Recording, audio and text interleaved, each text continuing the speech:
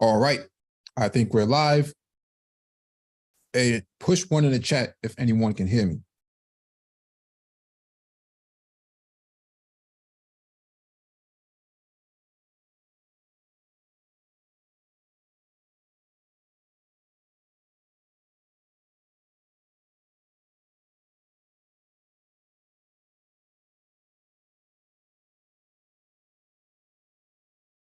All right, got a confirmation from the chat.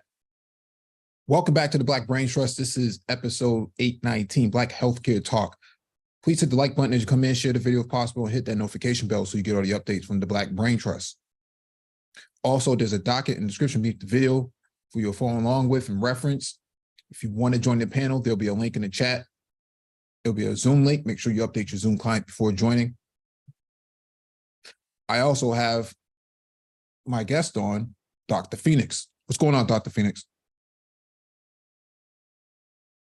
Good evening, brother. How are you?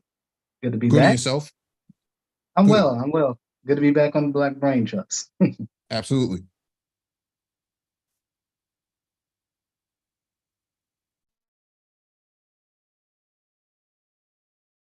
All right. We're going to get started and have a conversation about healthcare disparities that impact the Black community, Black people as a whole. And so what we'll do is we'll cover a couple of items. Let me pull up the docket.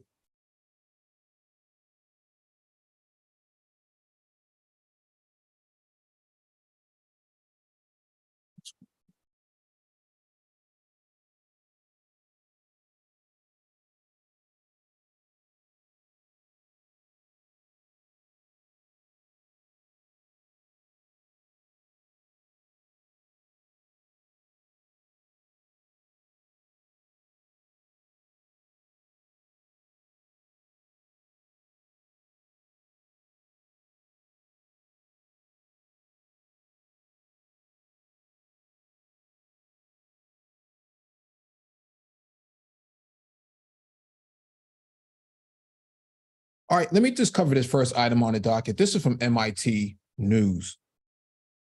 How machine learning models can amplify inequities in medical diagnosis and treatment. MIT researchers investigate the causes of healthcare disparities among underrepresented groups. Prior to receiving a PhD in computer science from MIT in 2017, Marjane Ghassemi had already begun to wonder whether the use of AI techniques might enhance the biases that already exist in healthcare. She was one of the early researchers to take up this issue, and she's been exploring it ever since. In a new paper, Ghassemi, now an assistant professor at MIT's Department of Electrical Science and Engineering, EECS, and 3 collaborators based at the Computer Science and Artificial Intelligence Laboratory have probed the roots of the disparities that can arise in machine learning, often causing models that perform well overall to falter when it comes to subgroups for which relatively few data have been collected and utilized in the training process. The paper, written by 2 MIT PhD students, Yu Yang and Haran Zhang, EECS computer scientists Dina Katabi, and Thon and Nicole Pham professor.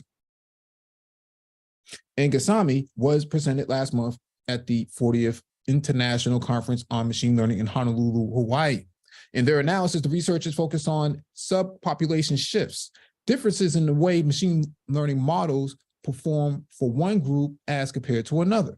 Quote, "We want the models to be fair and work equally well for all groups, but instead we consistently observe the presence of shifts among different groups that can lead to inferior medical diagnosis and treatment," says Yang, who, along with Zhang, are the 2 lead authors on the paper. The main point of their inquiry is to determine the kinds of subpopulation shifts that can occur and to uncover the mechanisms behind them so that ultimately more equitable models can be developed.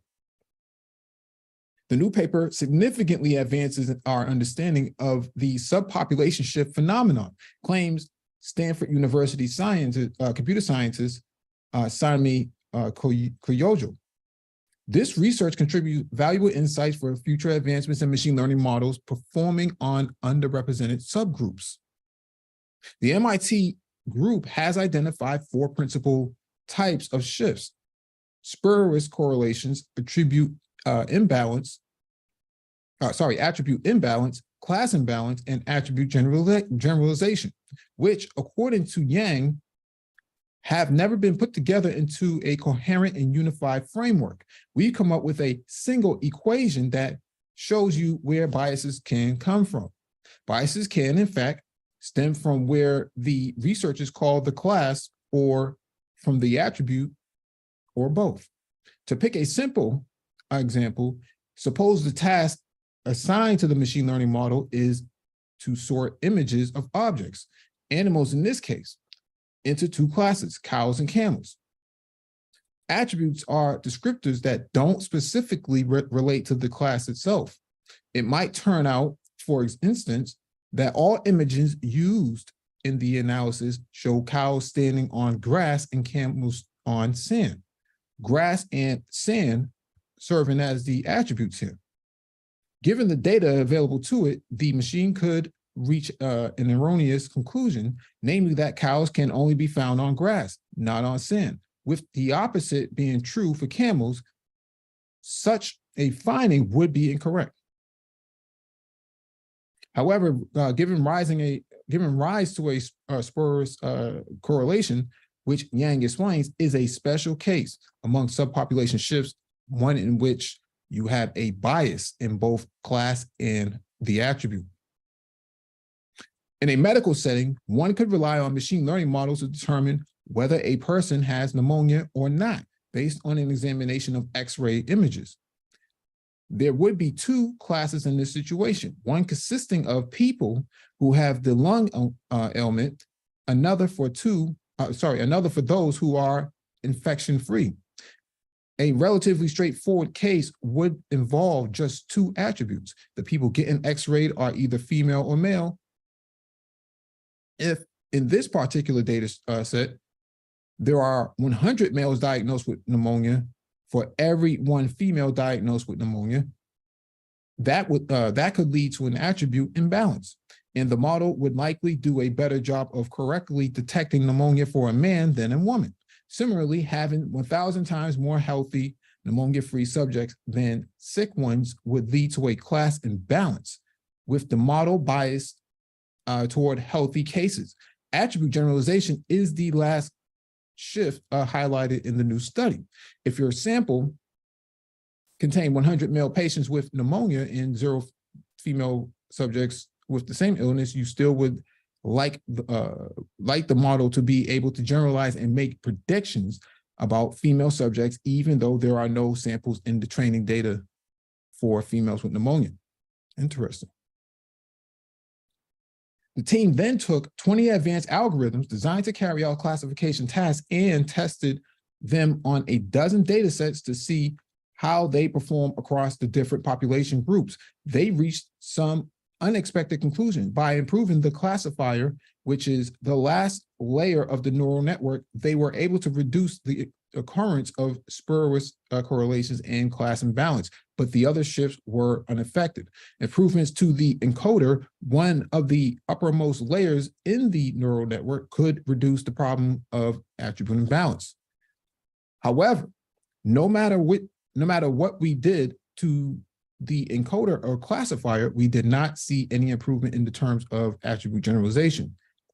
Yang says, and we don't yet know how to address that. So to some of the people who think that, AI is going to be stealing, a doctor's job or a nurse's job, you're surely mistaken. There is also the question of assessing how well your model actually works in terms of even-handedness among different population groups. The metric normally used, called worst group accuracy, or WGA, is based on the assumption that if you can improve the accuracy of, say, medical diagnosis for the group that has the worst model performance, you would have improved the model as a whole. Quote, the WGA is considered the gold standard in subpopulation evaluation. The authors contend, but they made a surprising discovery, boosting worst group accuracy results in a decrease in what they call, quote, worst case precision. In medical decision-making of all sorts, one needs both accuracy, which speaks to the validity of the findings, and precision, which relates to the reliability of the methodology. Precision and accuracy are both very important metrics in classification tasks, and that is especially true in medical diagnostics. Yang explains, you should never trade precision for accuracy. You always need to balance the two. The MIT scientists are putting their theories into practice in a study they are conducting with a medical center. They are looking at public data sets for tens of thousands of patients and hundreds of thousands of chest x-rays, trying to see whether it's possible for machine learning models to work in an unbiased manner for all populations. That's still far from the case. Even though more awareness has been drawn to this problem, Yang says, we are finding many disparities across different ages, gender, ethnicity, and intersectional groups. He and his colleagues agree on the eventual goal, which is to achieve fairness in healthcare among all populations. But before we can reach that point, they maintain we still need a better understanding of the sources of unfairness and how they permeate our current system. Reforming the system as a whole will not be easy, they acknowledge. In fact, the title of the paper they introduced at the Honolulu conference, Change is Hard, gives some indications as to the challenges that they and like-minded researchers face. Now, this is pretty interesting because if you're talking about introducing artificial intelligence and machine learning into healthcare, Black people are so disproportionately underrepresented in the field, it would be difficult to actually, train a model to make it more unbiased than what it would be if they were. So, Dr. Phoenix, do you have any insight or comments that you want to add to this? Yeah, actually, I have a few things. I was taking a couple notes as you was reading the article. One, there is this, there's been this Put some volume on your mic, please.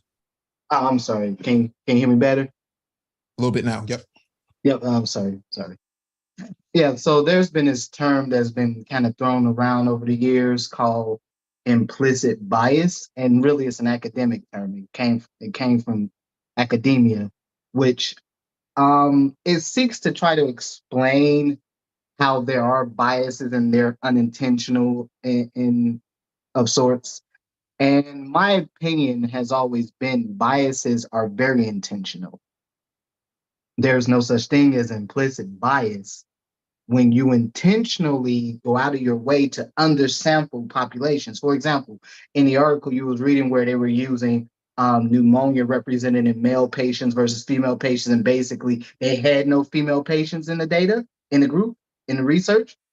So then everything was based off of how males presented with pneumonia and not necessarily how females presented with pneumonia, which that in and of itself is an inherent bias that was introduced by the researchers themselves, because data models are only as good as the research that goes into it, that feeds data into that model. So in other words, what I'm getting at is that the problem isn't inherently machine learning. The problem is the researchers themselves. And if you are undersampling a group, and these are all the different, there are numerous ways. I remember in undergrad, we had to read, there's a very infamous, very famous book called How to Lie with Statistics. And so I had a research course as part of some of the courses that I had to take. And so we had to go through that book. And so there are all these different ways you figure out how you can manipulate data, you can get the desired outcome in data just by doing things like, for example, undersampling, oversampling, asking questions particular group, expecting that you're going to get a particular answer already. So there's numerous different ways, understanding that certain groups are present with certain types of conditions versus other groups. and understanding that if you seek a particular outcome in a model or in research, and you want to get something that's favorable, you can do that. So my point is that inherently, if the researchers are biased, then it makes no difference what they put in the machine learning model, because it's just going to reflect whatever biases went into the research from the beginning. A And very so good. this idea where you get implicit bias, people don't try to do this. No, I don't buy that. I have never bought that. I didn't buy it when I was an undergrad. not buying it in medical school, nothing like that. So it's one of those things where people inherently come into these fields with biases. And I mean, the research. I mean, it goes. I mean, this is a rabbit hole. This is not just things like this. It's things whenever you start to look at how Black people get medicated for pain versus other groups of people. I mean, huge disparities in that, and you don't need a machine learning model to amplify that, because the disparity is already huge. But that was just my little 2 cents on that. No, I think you're I agree with a lot of your assessment on this and comments. I think that one, we are so woefully underrepresented in the field, it'll be hard to actually crack the biases that go into it. Unless we increase our numbers in it. I think Engineering Cannabis mentioned this months ago, that Black people only make up 2% of this AI and machine learning field and data science field. And so how do you correct those biases that are being implemented into or introduced into these machine learning models if we're not there? And so you're right that people do bring their biases into it, and it should be unbiased going in, because all you're dealing with is data, but you're introducing different factors such as ethnicity, gender, and race, and other social factors into it. I thought that was interesting about the pneumonia in the lung. And so, I mean, there's no color there. So, yeah, but they introduced gender, right? And it's just, it was just wrongfully implemented from the beginning. Even though it was just an example, it was just wrongfully implemented. And so that is the problem. Well, interestingly enough about pneumonia, because this is something common. Again, we're coming up on the fall season, going into that cold pneumonia flu season, right? So again, are you even taking into account that typically people who develop pneumonia tend to be older individuals, typically people over 60, really 65, but we'll just say 60 for this. And they're not even counting for the fact that you have different forms of pneumonia. You have bacterial pneumonia, you have viral pneumonia, you have aspirational pneumonia. I mean, typically the pneumonia we commonly know of oftentimes is contracted in the hospital in what we call a nosocomial infections, which are hospital-acquired infections. Very common for people on respirators to get pneumonia. So are all of these things being fed into these models, for example, if you're dealing with pneumonia? Those are things that never really come into play. And so again, if biases, we're still dealing with the human condition here. We're still dealing with human psychology here. And people still have inherent biases. I mean, there was an article I was reading maybe about 6-7 months ago that was talking about, even to this day, you still have medical students. And I'm speaking to, and I'm speaking to someone who's going through that process, where you still have medical students to this day who believe that Black patients don't feel pain, or feel pain at a decreased rate compared to other groups of people. In 2023? Yeah. I mean, this stuff is still prevalent now. And a big part of, like, for example, medical education, and this is true of nursing education, because I went through similar things in nursing school as well. But even in medical education, the big problem with medical education is not the books tend to be black and white. The books aren't necessarily even the problem to an extent. The biggest problem is once you start to get into those practice settings, if you're intern, you're a resident, you're a student, and you're on the floor, you're working under a nurse, you're working under a resident, you're working under another resident physician or an attending or whatever, and then they start to feed those biases into you, because now when you start present with real patients, not what you read about in the textbook, now that's when people start to feed those little biases into the process. So And so, we're a long ways off from ever, because I mean you always have these commentators, these pundits who want to chime in and say that AI is going to come in and replace doctors, and nurses and whatnot. that's never gonna happen. Never gonna happen, man. Never gonna happen. These are roles that they just can't be replaced with technology. Not they can be assisted with technology, but they can't be replaced with technology. It's just not one of those things. These are human driven, so roles. much of Yeah. no, you're absolutely right. So much of healthcare is more or less driven by the human experience. What do people interpret when they're in that setting? How do people how do people present it, not just themselves, but how do they present with a disease? How do they interpret the healthcare they're receiving? And people ultimately have best outcomes. Again, I'm you've heard this.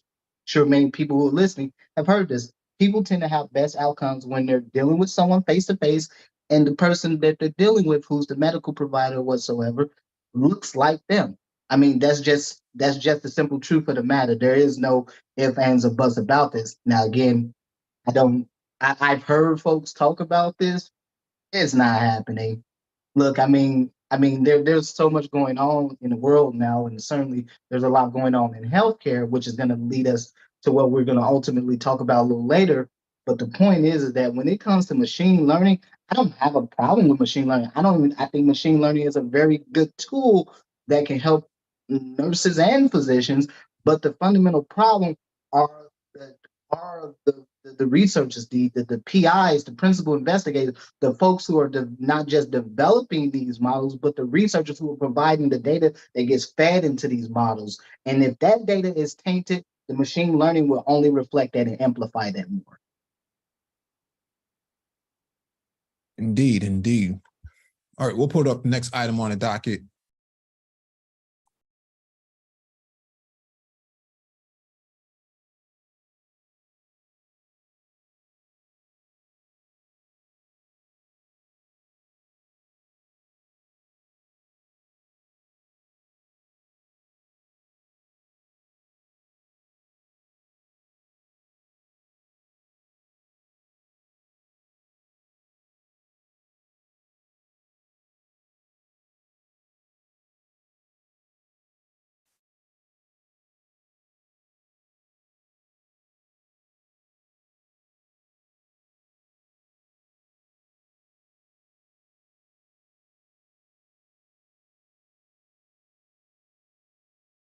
Really quickly before you go into this next article, Mike, I do want to say something really quickly about the machine learning, because when I was an undergrad, and I talked about this on a few times, but never really gone into detail about it. But when I was doing research as an undergrad, my McNair project, my Ronald McNair project, was actually centered around AI and teleophthalmology. And the whole goal behind some of the work some of the research I was doing was looking for ways to better diagnose and treat diabetic retinopathy. So if folks are not familiar, diabetic retinopathy is the leading cause of blindness in working age adults. So we're talking about folks typically from 30 to 60 years of age. That is the leading cause of blindness. More importantly, because in general, you can oftentimes diagnose diabetes just through a very general eye exam. And so being able to get ophthalmology services or eye exams to people, to groups most in need, those are most at risk for development of diabetic retinopathy. So for example, folks who are poor, people who don't have adequate insurance or whatever, that was the whole goal. And this was obviously in Wisconsin at the time. And, I was working with the health department in Milwaukee and some other big name universities in the state at the time. And one of the key things that I've always was very clear about was making sure that the people who will most benefit from this, they truly understood what was being asked of them. And more importantly, if you're providing data, provide all the data and provide data accurately to the best of your knowledge, and also making sure that the researchers kept the data honest and not present their own biases, because this is I don't think people really understand. And again, unless you're in this world, unless you're an academic, in particularly in the public health arena, you're in the biomedical sectors and the healthcare sectors, people don't really understand just how prevalent people have these just inborn bias and just how quickly it would show up in the data. Yep. And so these were things that were always near and dear to me. So, but just go ahead, sir. Sorry about that. Just want to put that out. No, absolutely. This is from CNN.com. Black parents and their children are more likely to experience unfair treatment when seeking medical care, study finds. Zoom in on this. Black parents and their children are more likely to experience unfair treatment when seeking medical care than others, a new study from the Urban Institute found. The study released earlier this week is based on data from the nonprofit's Health Reform Monitoring Survey, the latest round of which was conducted in June. Researchers found that about 22% of Black parents said they were judged unfairly or mistreated because of their race or ethnicity, language, health insurance type, weight, income, disability, or other characteristics. The rate at which Black parents reported this treatment was about 10% higher than parents who are white, Hispanic, or who identify as part of other racial groups they surveyed. The survey found. Quote, these experiences are disproportionately affecting parents of color and their children, especially Black parents. And so understanding and interrupting these experiences of undertreatment in healthcare could be an important step towards helping to close a lot of racial and ethnic health inequities that we see. Dos Gonzalez, a senior researcher at the Urban Institute and co-author of the study. Race, ethnicity, country of origin, and primary language were among the most common reasons why Black parents said they were treated unfairly. The study found that 7 in 10 parents who reported experiencing unfair healthcare treatment were more likely to delay treatments after those experiences. The unfair treatment could have negative health consequences, cause additional stress to patients, and lead them to mistrust the healthcare system to the point of foregoing unnecessary treatments, Gonzalez said.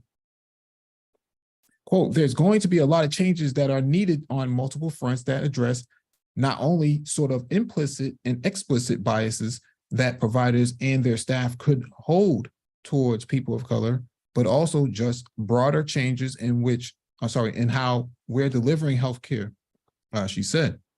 The survey was conducted online among a nationally represented sample of 9,494 U.S. Adults ages 18 to 64, but the analysis was based on responses of 2,981 parents of children under age 19.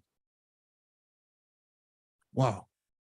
I think I just find it I don't necessarily work directly, in the healthcare field in that area, but I have worked in life sciences. I just don't see it as blatant as the article makes it, but I guess it's there when it comes to like a one-on-one or one-to-many scenario.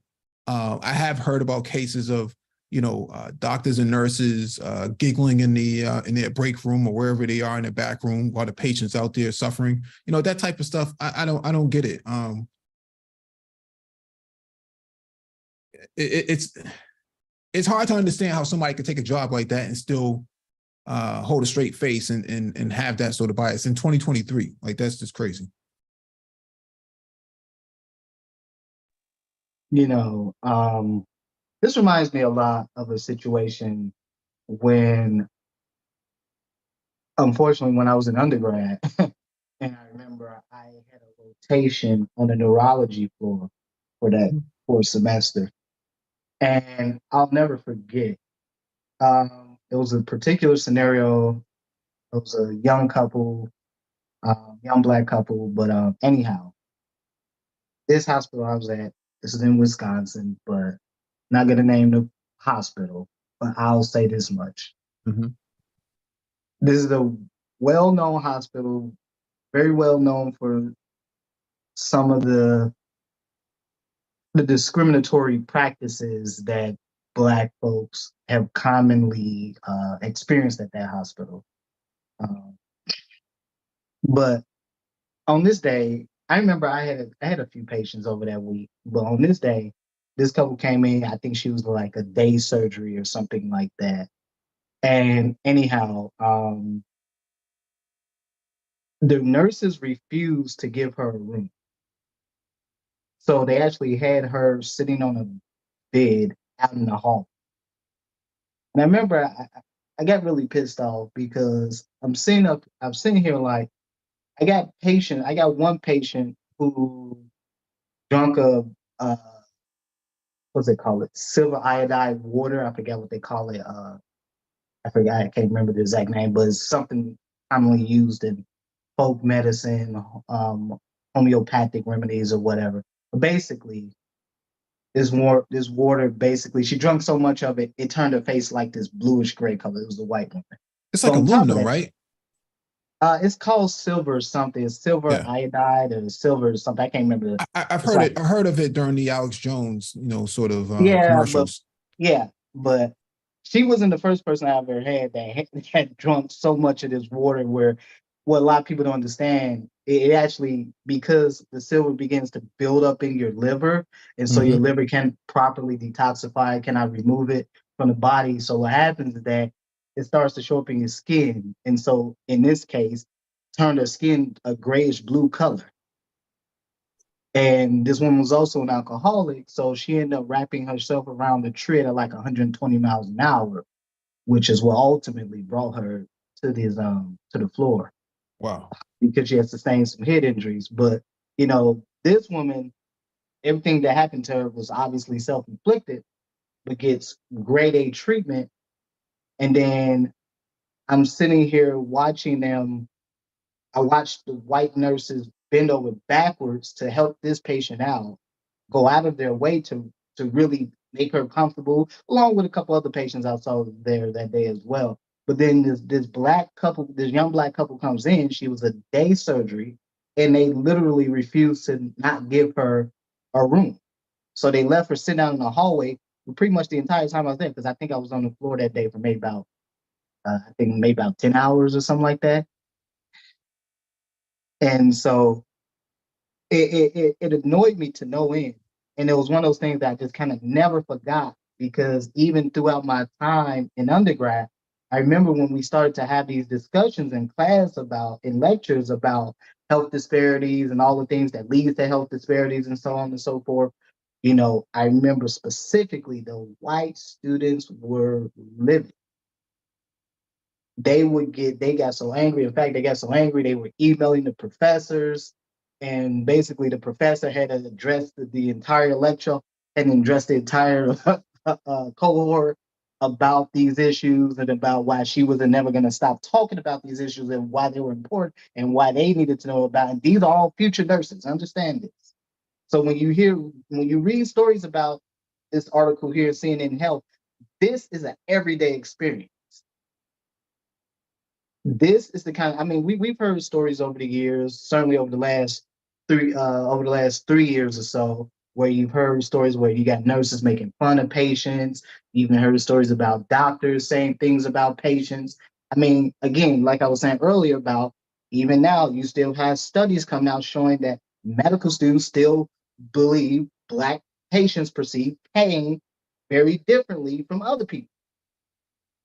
And yet you have these ingrained biases. So as long as people who are inherently in the professions have these biases, these things will never change. And unfortunately, if you kind of scroll down towards the bottom, they had a little segment there. They had another little article tied in there about the percentage of Black doctors.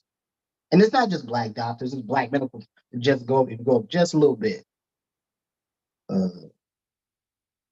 it go up just a little bit more. Yeah, right there. The related article right there, only five, which is about right. It's something that you and I talked about, a couple years back when we were doing some of these, when we were having some of these discussions. But again, it's not just Black doctors, it's Black medical professionals in general, whether it's the physicians, nurses, the PAs, nurse practitioners, whomever, also the researchers, Black biomedical scientists and researchers who are able to do this work, whoever who are able to have studies that are fair and unbiased and able to present people in a very humane way. Because I think that's ultimately what goes to the heart of this, is whether or not you believe in someone's humanity or you believe someone deserves to have the standard of care, if you would. Yeah, standard of care. That seems to be the buzzword of the day. Yeah. So how do you handle it as, I mean, I assume that you're like 1 in every 5, right, of Black medical professionals. You're outnumbered with these nurses and doctors on the floor. How do you deal with the, the backlash within the, or I should say the microaggressions within the workplace? For me, it's always been one of those deals. Typically, I have things that I say to patients, and this is probably not the most reasonable thing to say, really. But I have things that I say to folks as a professional, also secondarily as just a Black man. Because oftentimes when you see Black folks, I don't care if they were Black people who were born here in America or they Black folks from whatever country in Africa or whatever Caribbean island nation, doesn't matter. Typically, there's always going to be a standard of care that they receive, in my general opinion, that tends to be lesser than what the average, for example, white person receives. Mm-hmm.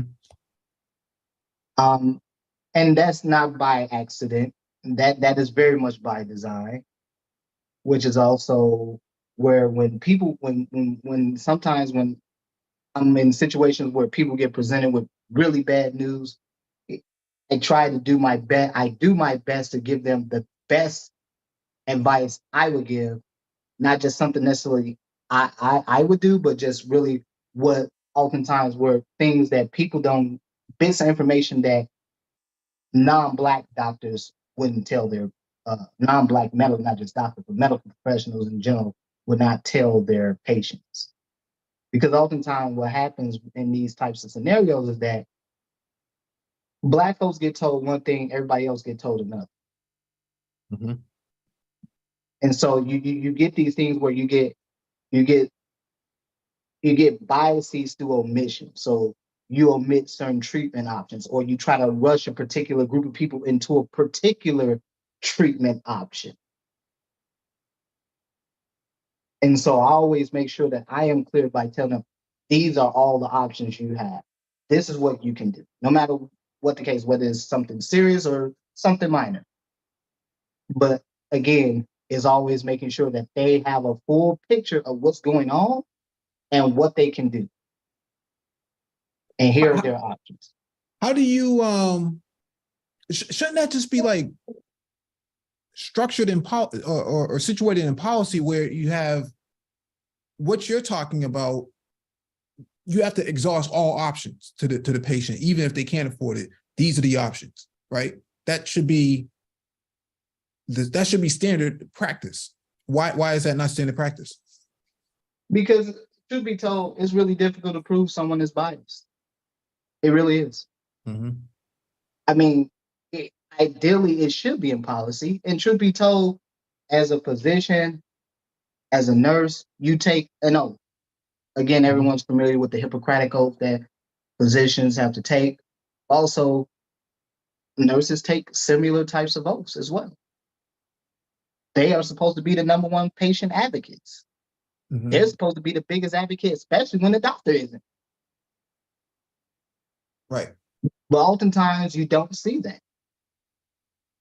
And again, going to the next article we're talking about, which I'm sure everyone's familiar with the story here, this is a prime example of where I'm talking about where biases are already there. It doesn't matter what happens. Now, there's definitely some other things going on in this story that haven't been talked about, which is part of the reason why I contacted you a week ago to want to have this conversation, because there are things that really truly need to get discussed about this story that isn't being discussed. More importantly, demonstrating why, I'm just gonna be really frank here, Mike. Black folks haven't really taken the true threat seriously. When you go into a medical center, you go into a healthcare center, you go into a hospital, and you know you're not being treated properly, you know you're not being given the standard of care, but it's so hard for you to prove it because, first and foremost, there's typically not folks around you that look like you that actually that will support you or vouch for you or stand up for you and be your advocate. I mean, part of the whole deal about being in medical care is not just about the science and all of that. And obviously it's not just about a paycheck, but it's also about understanding that, for at least for me, the things that led me down the path that I am on ultimately dealt with the fact that I watched people in my own family get mistreated. And so those things had a profound effect on me growing up. Mm-hmm. And so, and what I'm getting at, because I know there are a lot of discussions that happen in Black spaces on YouTube and social media in general, where a lot of folks like to talk about things and say these things happen, and this is why we shouldn't be in a hospital, or this is why we shouldn't be doing this. But here's the problem with all of this. It doesn't matter what you do in life. There's a few certainties in life that are going to always be there. And one of them is that you will always have an interaction at some point in your life with the medical system. And so the question becomes, what do you get from that interaction? And how do you make sure you get the standard of care? And that these were things that I did. Again, even after I graduated from undergrad, I used to have a men's group that I used to host where I would provide free counseling. Guys would come in, I would provide free counseling. They would talk about their medications, things that was going on with. I would do a lot of these things for free. And again, you don't really see a lot of Black medical professionals doing this, because I think a lot of it is that, I'll be really frank with you, Mike, there is a lot of hesitancy in Black America to really deal with this problem. Black folks don't see the medical system as an issue until it is an issue, as an example you got right here on your screen. But let's get to it, brother. Yeah, we got Renaissance Men on the panel. What's going on, Renaissance? Hey, what's up, Mike? What's up, Dr. Phoenix? How you doing, much, Renaissance Man? No, I'm good. I'm good. No, all this that you're all saying is really good. It's funny. I was having a conversation on another social media platform. I think it was a couple of weeks back, and they were talking specifically about standardized tests, because with the recent, affirmative action ruling being struck down with the Supreme Court, people were just talking in general about, how that was going to affect admissions and things like that.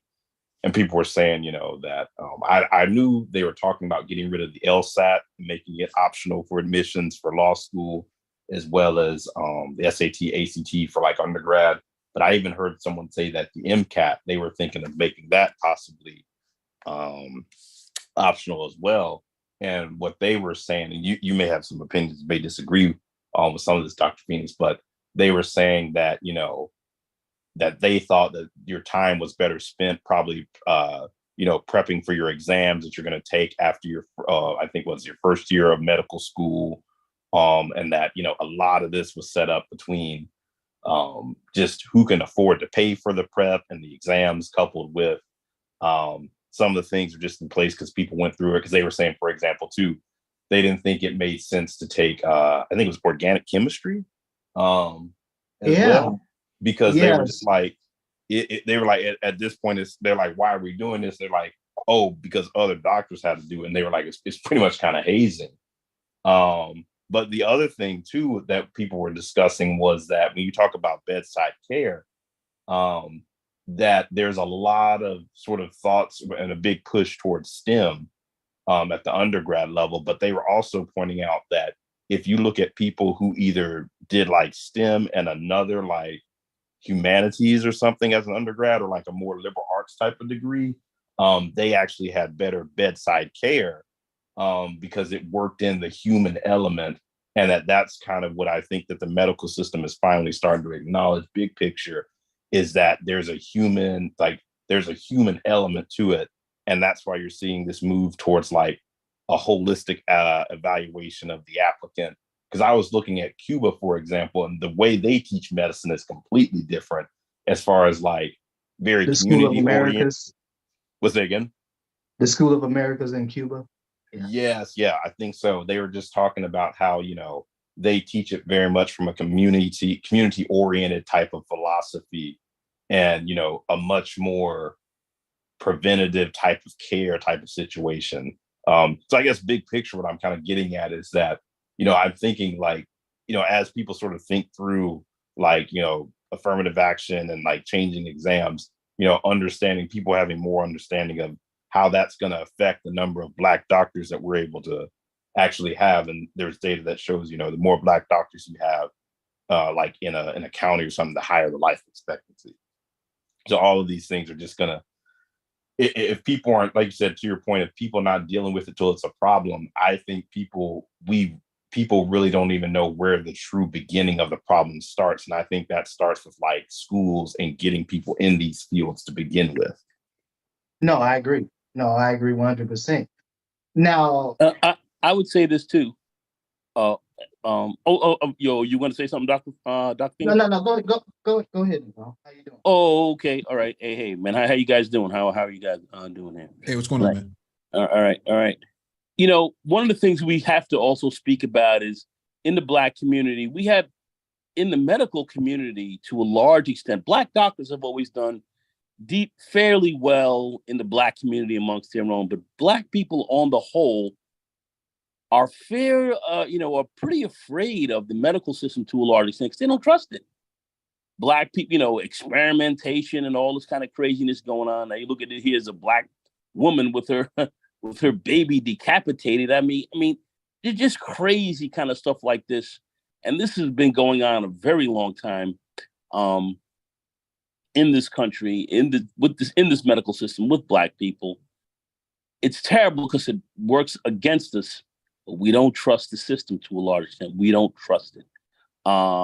We don't trust a lot of the white doctors and so forth. We don't trust them. People getting shot up with syphilis and all this kind of stuff. A lot of Black people were very aware of this, and other experiments have gone on us, have gone on as us being guinea pigs as well for a very long time. And there is that element of distrust in the Black community of the health community on the whole.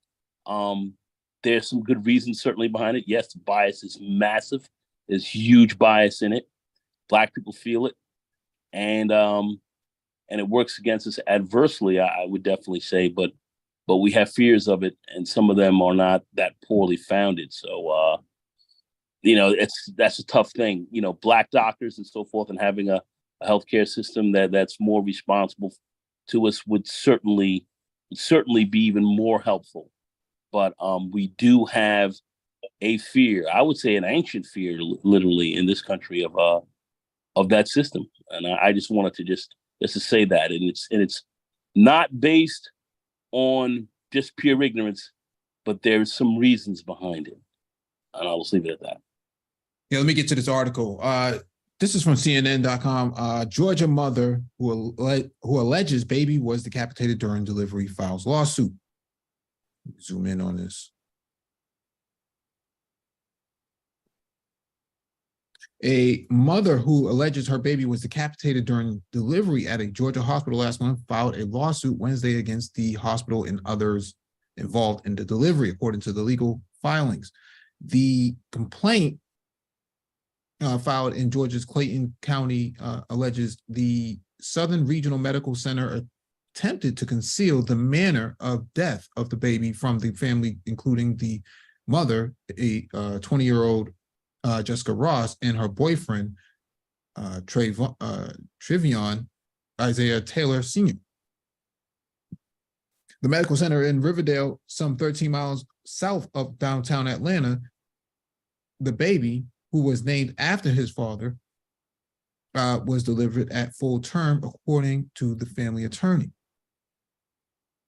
The county medical examiner's office has not released the cause of the baby's death. The office is still working to complete the baby's autopsy, the office's director, Brian Byers, told CNN. According to the lawsuit, Ross went into labor on July 9th, and her doctor, quote, attempted to deliver the baby vaginally using different methods, including applying traction to the baby's head. During the attempted delivery, the baby did not properly descend due to shoulder dystocia, a condition when a baby's shoulder becomes stuck in the vaginal canal, the lawsuit says. The physician failed to practice according to medical standards. The complaint reads, the complaint says the doctor grossly and negligently applied excessive traction on the head and neck of the baby and failed to do a cesarean section in a timely and proper manner, resulting in Trevion Isaiah Taylor Jr.'s decapitation and death.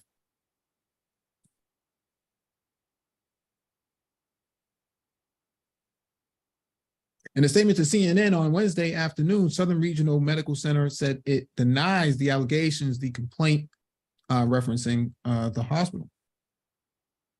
According to a statement from the family spokesperson, when Ross and Taylor demanded to see and hold their baby, hospital staff told them that they were not allowed to touch or hold their child. Wow. Quote, quote, hospital staff allowed the young people to only view the dead child. The statement from the family spokesperson reads, during the viewing, their baby was wrapped tightly in a blanket with his head propped on top of the body in a manner such that those viewing him could not identify that he had been decapitated. You know how goddamn diabolical that is? That shit is crazy. This is demonic. Yeah.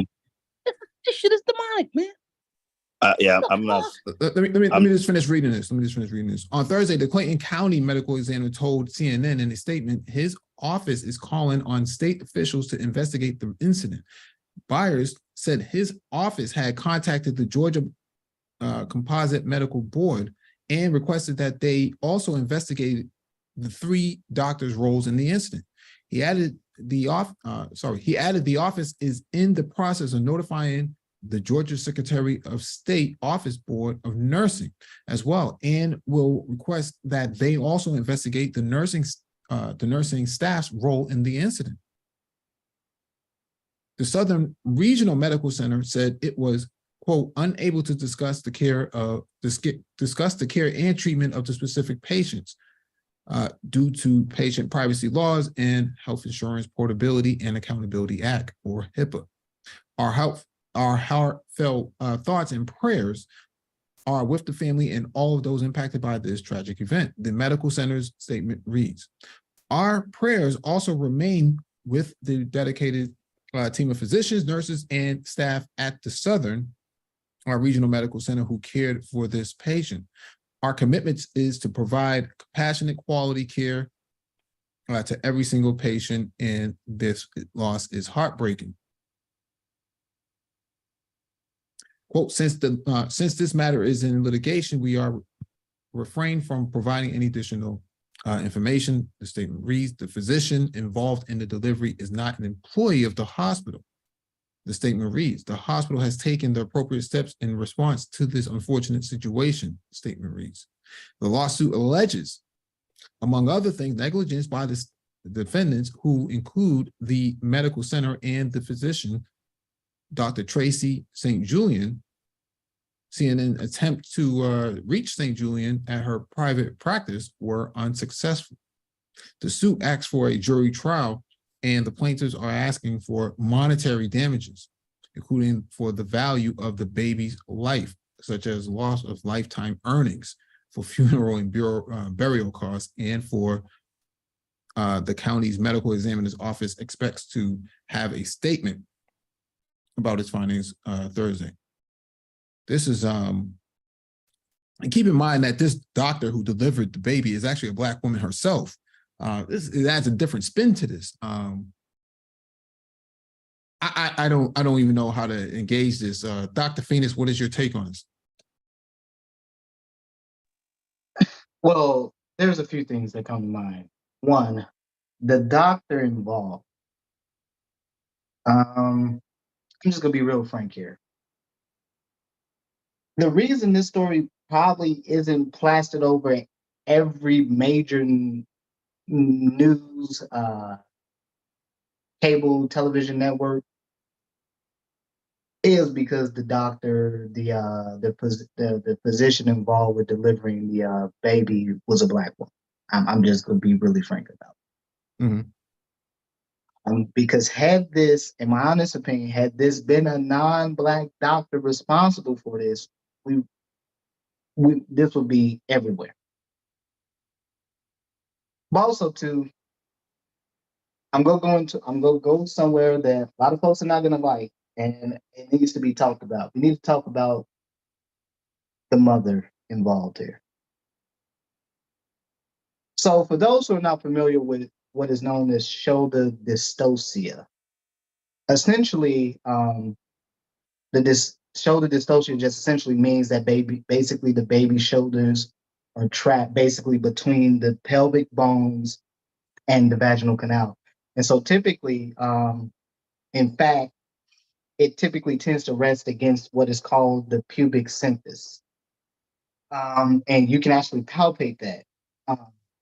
You can actually palpate it. And what the pubic symphysis is involved with is it actually helps the pelvic bones to separate during delivery. So in other words, it widens so the baby can more easily pass through. But let's be frank here, the patient in of herself, seeing other photos and videos of her other than was here in the article, the patient herself was overweight. And in my opinion, if you're dealing with a situation where you already have a patient who is obese, because again, typical baby weight gain is somewhere in the neighborhood between 20 and 30 pounds for expecting mother. Shoulder dystocia tends to be common in women who are overweight. Let me rephrase that. It's more common in women who are overweight, because it can happen in women who are smaller, obviously, but it tends to be at a higher rate for women who are overweight.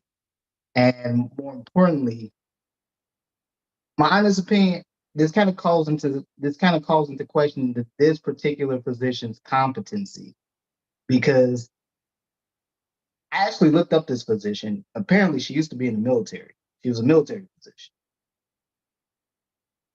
That adds a spin onto it. Yeah. She, whenever you're dealing with an overweight patient, you're dealing with, first of all, just straight out the gate, instant, you put them in a category of high risk birth, okay? High risk pregnancy, excuse me. So right now you're already looking at she's overweight, so immediately she goes into the category of high risk pregnancy. That's just straight out the gate. And I don't know, I haven't met any physician, and I don't know of any who would, in the case of this young lady here, who would have tried to attempt a vaginal delivery. This would have been immediate contraindication of a vaginal delivery and would have went straight to a cesarean section just because of her weight. And because it's not just the weight in of itself, it's because of the other issues that come along with being overweight and then being pregnant, which you're dealing with. It was later, I later found out she was a type 2 diabetic. She had just recently been diagnosed with type 2 diabetes. So you're already dealing with a woman who has diabetes while pregnant. So that in of itself leads to something called macrosomia, which is basically higher than average infant birth weight. So in other words, an infant that's considered with macrosomia in condition, meaning that they weigh more than 8 pounds and 13 ounces.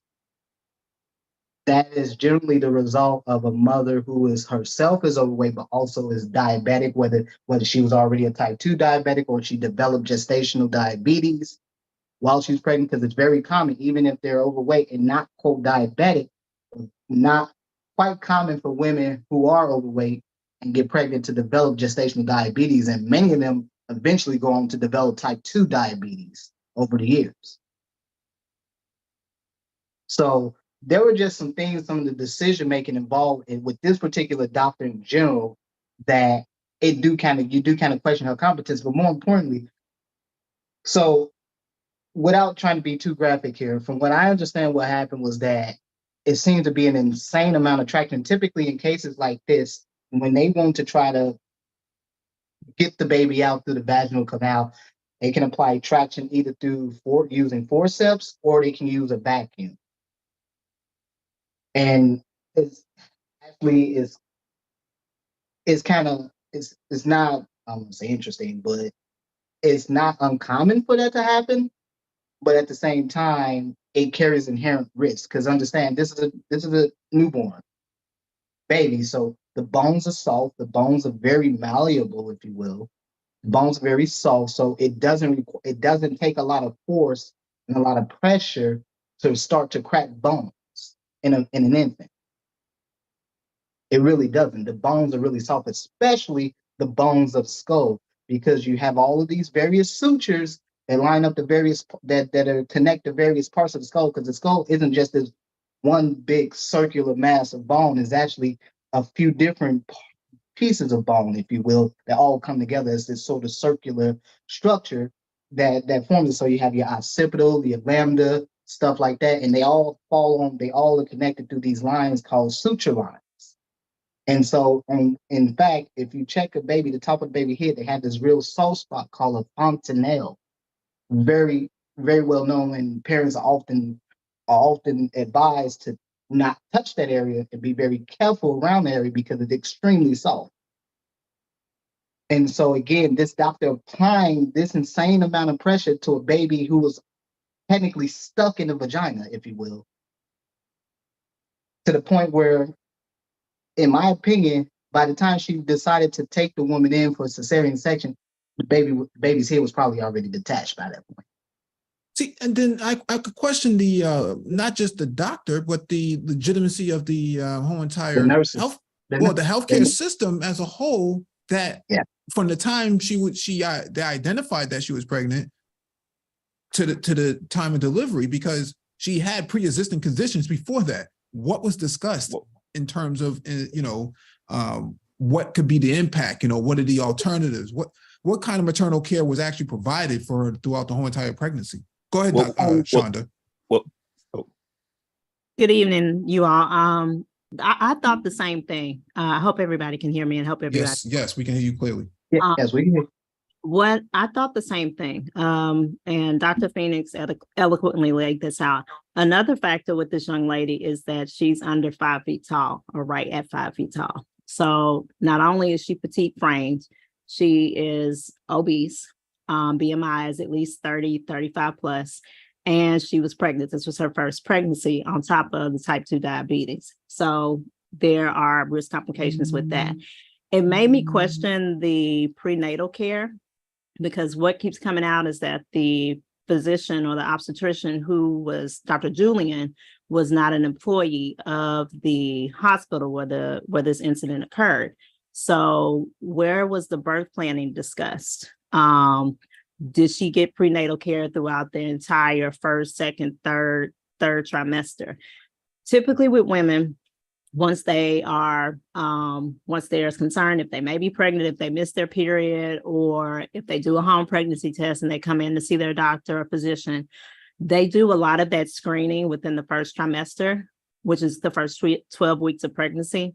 And then they repeat a lot of those screening tests in regards to the fasting glucose tolerance test, hemoglobin A1C, STI testing, because STDs are going up amongst Black women as well as amongst children being born with syphilis and other sexually transmitted conditions.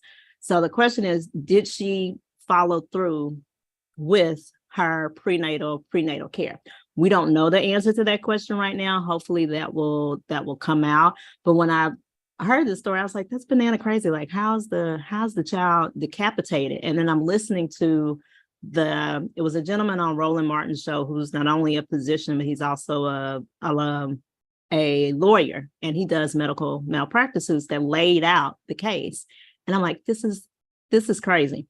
Unfortunately, this is a very unfortunate incident for this young lady, but I'll be honest, this is the part that scares me about becoming pregnant as a Black woman.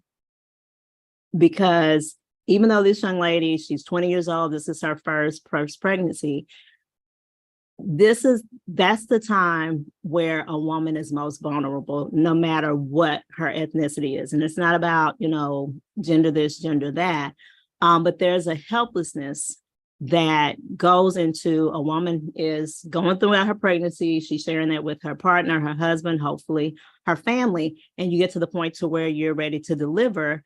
You're expecting to take that child home, and this happens. It's multiple factors of this that we don't know, but the incidence of this in this day and age with modern technology and the advancement of medicine keeps going up, particularly amongst people that look like us.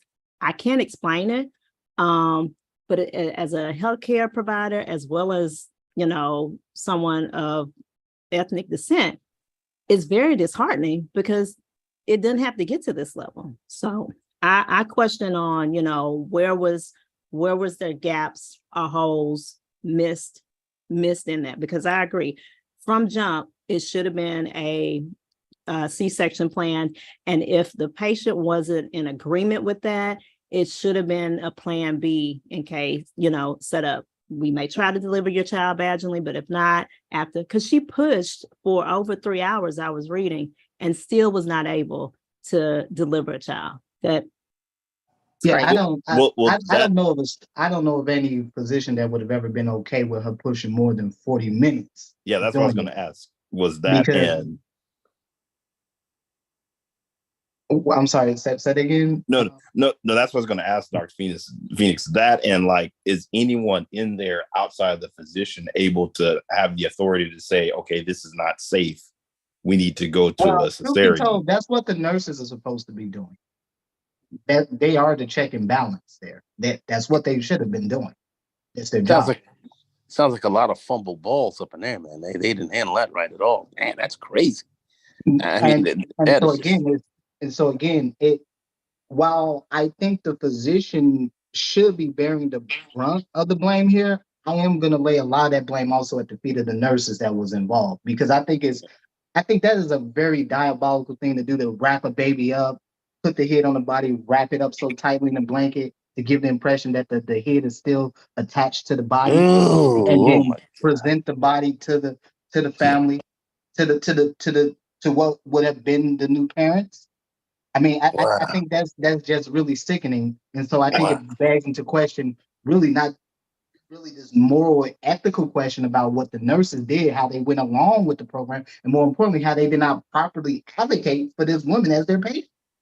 So then I just don't see how they could think pushing for, just as a layperson, to your point, Dr. Phoenix, having a woman try to deliver a baby for 3 hours, that doesn't sound right. It's incredible. Well, but then you have to question Ms. Shonda brought up legitimacy. something really quickly. I'm Mhm. sorry. Go ahead, Mike. No, I was just going to say you have to question the legitimacy of other deliveries that were done in the past. I mean, what?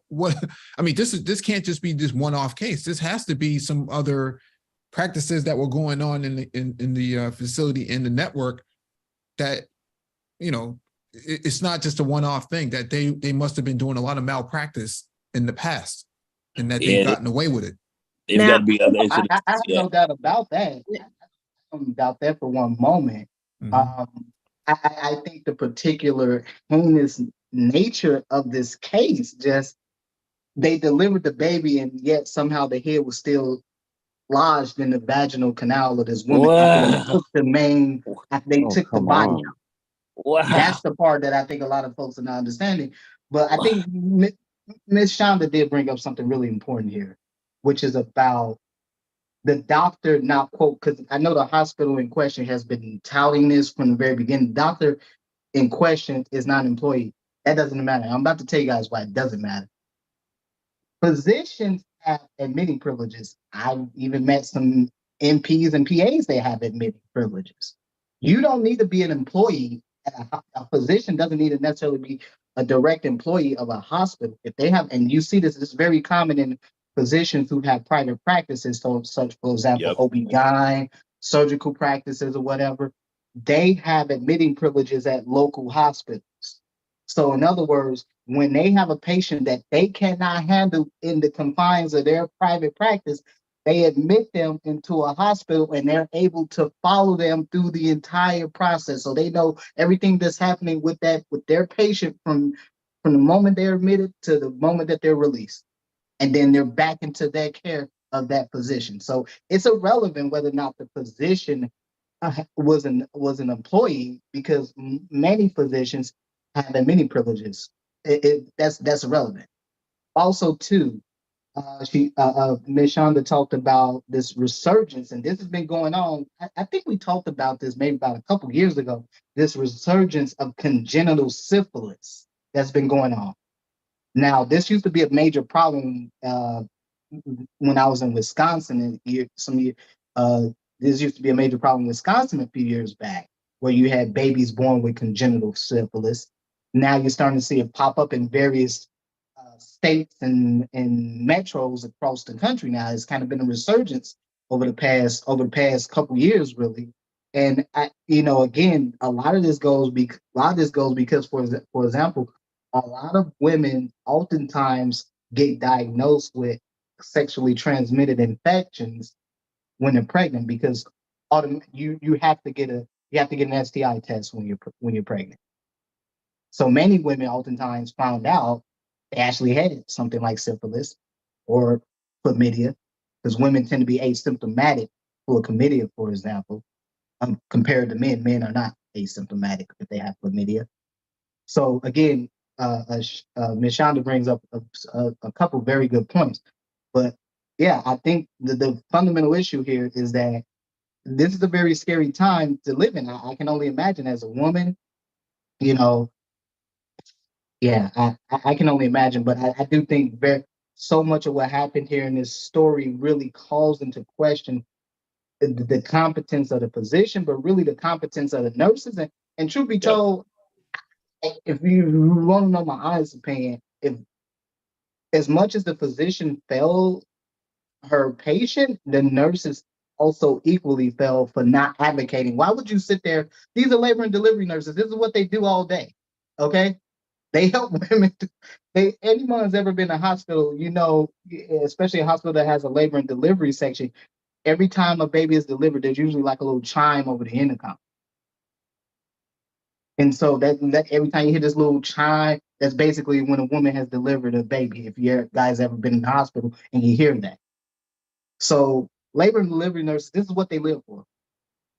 And so the simple fact that they weren't able to really advocate adequately for this patient and say, like, advise the doctor, well, no, she's been pushing 30 minutes, 45 minutes, an hour, 3 hours, and we still haven't gotten anywhere.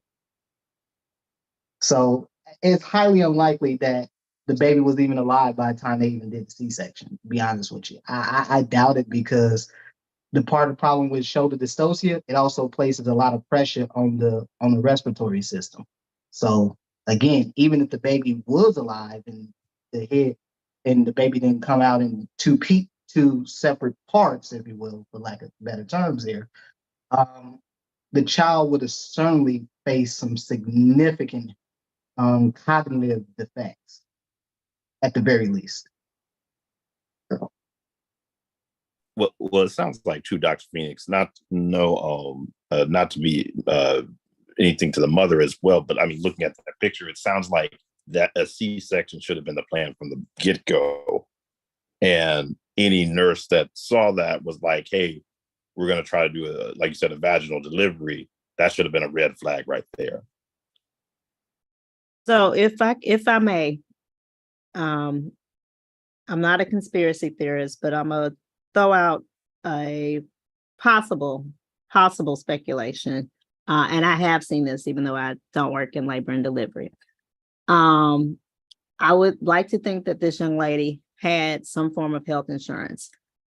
What I have seen is that there could be a plan in place, and then once it gets closer to that time in regards to, she knows she's pregnant, we're going to try to get this baby as close to term, 38 weeks, to deliver, and the C-section could have been the plan. If there is something in regards to that changes with the insurance, or say she had a deductible that she was not anticipating, or that they were not anticipating, that needed to be paid out, and they could not properly accommodate that. This is how situations like that could come into play. Now, I'm doing a lot of speculating. I'm going to say I'm doing a lot of speculating, but there's also some reality into this, and Dr. Phoenix may be able to back me up, or he may not. Well, Shonda, can I absolutely correct. give you some insight on that? Sure. What's going on, you guys? I was a claims examiner, right? Like contracts would change monthly on my end, right? So something that I would pay one month, I would deny the next, right? Based on the changes in the contracts, how contracts are renegotiated, like you said, deductibles and all that. It's actually not conspiracy theory. It's actually not. It's actually it's a normal practice in health insurance. So it seems to me that in the health insurance industry, that it's not uncommon that patients can get dropped, from their insurance provider without notice. Yeah, there's various reasons. I remember back as early as when I was doing an externship as an undergrad before I even graduated. I'm sitting on the phone with insurance companies trying to get them to approve very simple stuff. So, I mean, well, to what Ms. Shonda was saying, I don't think that's conspiracy theory at all. It's very common. I know hospitals in Wisconsin, they used to do that. They literally kick folks out of ORs just because, insurance didn't fall through. Okay, give them the hell out of here. Yeah, what they do now, depending on the type of service and stuff like that, is they do get a pre-approval. Right, they do try to try to minimize all of that. Like there have been laws that were passed to do like pre-approvals and stuff like that. Right. So, but it's not conspiracy, Shonda. That's literally what it is. Most times, it's coverage. It's how it's being billed.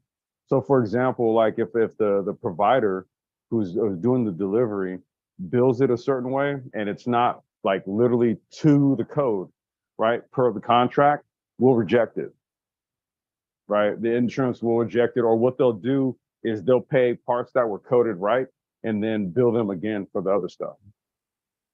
Yeah, so when you go to the ICD-10, which is the international coding system, what they use to classify codes for insurance claims, I mean, this is a common problem. This is why you've seen so many folks kind of move, especially a lot of physicians move more into sort of the concierge, the membership only type practices, because essentially what happened is that if you get one digit of that code off, they kick it back to you and it can take months. And the problem is that you have a limited amount of time as a provider to submit a claim with the proper code. Otherwise, you won't get reimbursed for that. Right. And we would have like a timeline on how quick that happened. Yeah. Right. I think on my end, Medicare is notorious for yeah, kicking back that stuff. was literally what I worked in. I worked in Medicare. So it was like, I think it was like, I think for outpatient, it was like 3 days.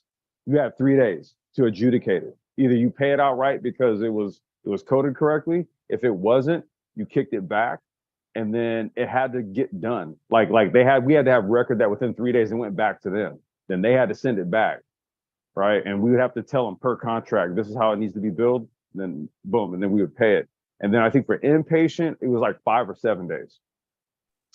Yeah, this is why if you go to pretty much every hospital or hospital system or group or whatever, this is why you see they have whole billing departments just to get the coding right. Because Yep. nurses will put in stuff, physicians will put in stuff, and sometimes it get classified as something and that's not right. And a lot of times, this is what a lot of times they hire a lot of nurses to do, where they do medical record reviews and they have to go through the medical records of patients and they want to make sure this is exactly what the doctor did. Did the physician mean to do this? Did his nurse practitioner mean to do this? Did the provider mean to do this? So you have to call them and make sure that this is what they do. And again, there's a whole lot of stuff that goes on in the whole healthcare system is one big bureaucratic convoluted mess, but also two, just going back to the whole nursing thing, when you think about, earlier talking about prenatal care and prenatal medication, these are things that, as much as I blame the physicians, I still want to say nurses have a big role in this. Especially, when issues, when you're dealing with patients, oftentimes you want to make sure that in nursing, for example, they have something called medication review. And this is very common. So for those who ever worked in the ICU, you know what I'm talking about. You worked inpatient in general, you know what I'm talking about. Where you will go through, you'll have a patient, you'll have patient or patients assigned to you, whatever, but you'll go through their medications, you'll go through whatever orders the provider put in or whatever, you'll go through those orders, you'll go through the medication, and you go through each one of them one by one and make sure it's the right dose, the right patient, and all of that. They call it the rights. I forgot what they call it. Nursing called the rights. The 5 rights of medication. Yeah. Thank you.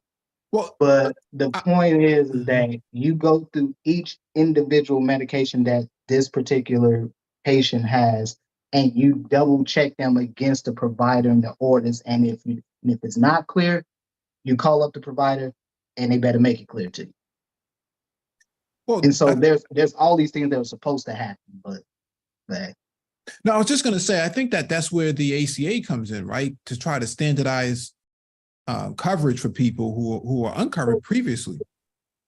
It helps, but I'll be honest with you, Mike. It does help, but again, you're still at you're still kind of at the mercy of private insurance companies, because again, what they will accept and what they won't accept, it does literally change daily. I mean, a complex design was right on the money with that. It changes regularly. Yeah, I was gonna say that's really what the issue is, dude. It's like it's not standard in the sense that because of how the duration of the contracts and how they're negotiated, various partners and subcontracted insurance partners and stuff like that. So they're like always consistently renegotiating. Dude, I remember this though. I remember being in meetings like every other day. All right, for this provider right here, okay, toss that old contract out. This is the new one. Here's what's changed, right? So you'd have these claims came in and they were like, oh shit, here we go. And we got to send them back out, right? And it was all, that's how it was.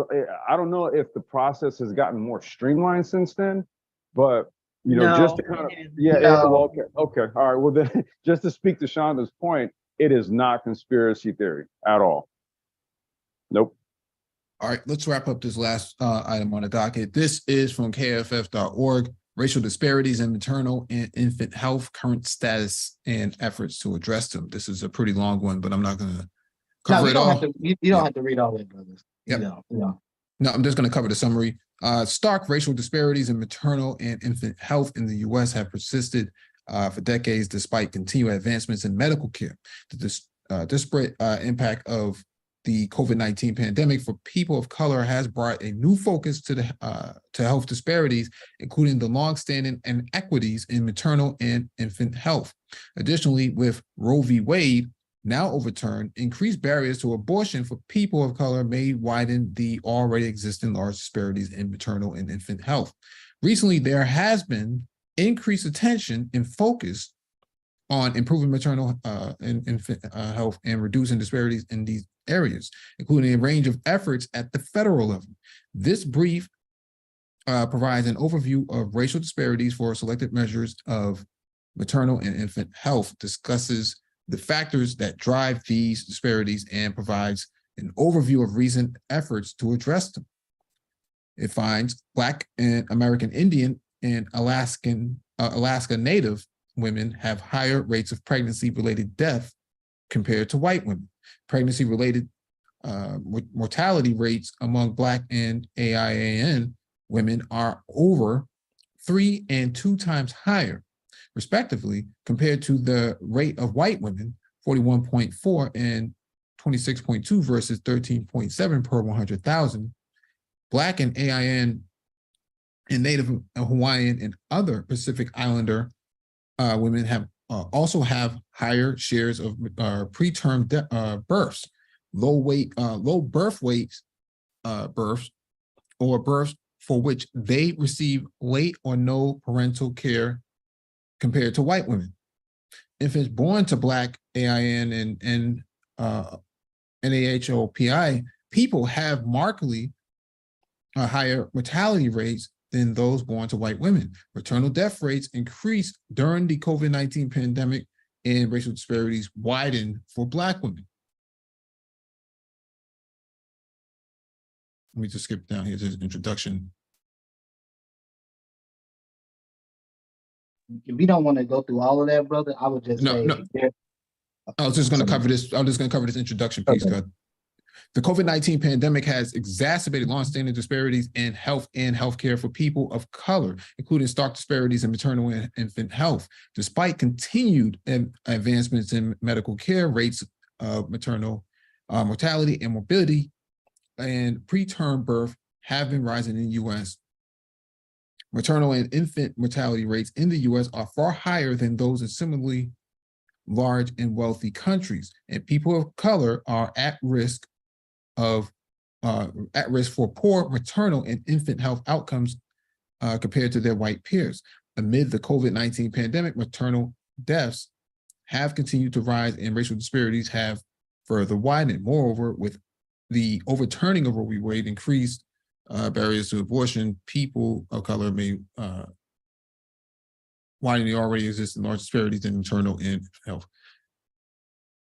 So, Dr. Phoenix, what is your take on the numbers here? We kind of know that Black women are disproportionately impacted by this. But what is the chart telling you? What is everything telling you? I mean, right now, if you look at it, I mean, you can see if you go back up to that previous chart, the previous bar graph right there. Yep. Pregnancy-related mortality per 100,000 births. As you see, for Black women, is 3 times that of pretty much every other group minus the AI is this Alaskan Indian American Native. Is that what it is? Yeah.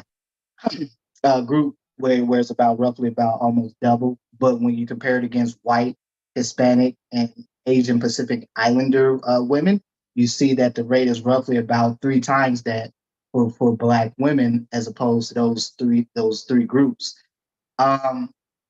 Again, I mean, we've seen this, and in fact, I mean, if you start to really think about these numbers, and given what we were just reading about that, I mean, I don't know if unfortunate is a good word to describe what happened to the young couple in Georgia, but I mean, it starts to put it into some very stark contrast here. That what that 41.4 really means is that roughly 41 This is count for 41 births, excuse me, per every 100,000. So that's what that really means. So Now, Dr. Phoenix, I have a question, right? Because, I always, and I originally I came up originally because of a point that Shonda made actually about, she had kind of talked about her fear, right? I think that's what it was, Shonda. I don't want to misquote you, but I think you were saying, if you were to have a child, there's a fear that you have, right? Having to go through, this whole system here, right? To deliver that child. Am I getting it wrong? Or No, that's what I said. And Okay. it's not about me, but I see this from not only the healthcare provider side, but I'm over the age of 35 and I've never been pregnant. And more Right. importantly, I'm Black. Right. That's kind of where my wife was, right? When we decided to have a child, right? We were both in our 30s. And it wasn't necessarily like a maternal related anything, because I think the issue that I had was that the cancer that she had, right, that she was diagnosed with 3 months after she gave birth, was at like stage 3 or stage 4. It was very aggressive. However, during the whole prenatal thing, and this is what I came up about, what you were bringing up, there was never any sort of from the blood work or anything like that, right? Like there was never any sort of mention or inkling to us that she may have been precancerous. I'm kind of like on the fence as to like, well, how did this just come out of nowhere right after the pregnancy? There had to have been some sort of sign prior to, at least in my head. I'm not the medical profession, right? But something in my mind suspects that if she was a part of one of these other groups, they may have found something. I don't know. and I don't think that concern is unwarranted at all, Complex. I think that's a very legitimate and viable concern. And I'll be really honest here by saying that it's been my own personal experience, and obviously the experience from what I've heard from women, Black women in general, is that there's a very real fear of these things happening, because again, you only hear about these crazy stories like this. When you're in medical school, in nursing school, you read about stuff in textbooks that you will almost never see in practice. You would probably get struck by lightning before you see some of these things. But this, I've never heard of a story like that.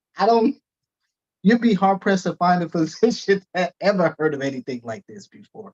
This is something you don't even read about in the textbook. No, So to Asada, understand, I'm sorry. There was a question Asada was asking. She said, with her being over 35 and pregnant, no labs were ever drawn. Oh yeah, absolutely. Yeah. Yeah, we did. but it's very specific labs you need to have. Because what it was that she had was Hodgkin's lymphoma. Mm.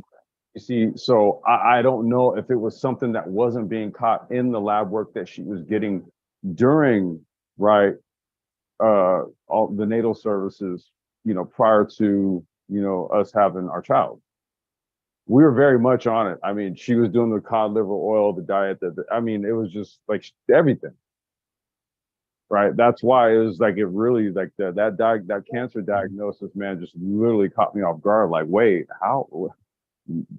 Shit, no one caught. I'm in my head. I'm like, that's why, like what Shonda was bringing up, I was like, dude, like this is kind of bringing up old thoughts that I've had about like how was it that damn aggressive? Like there was no sign. You know what I mean?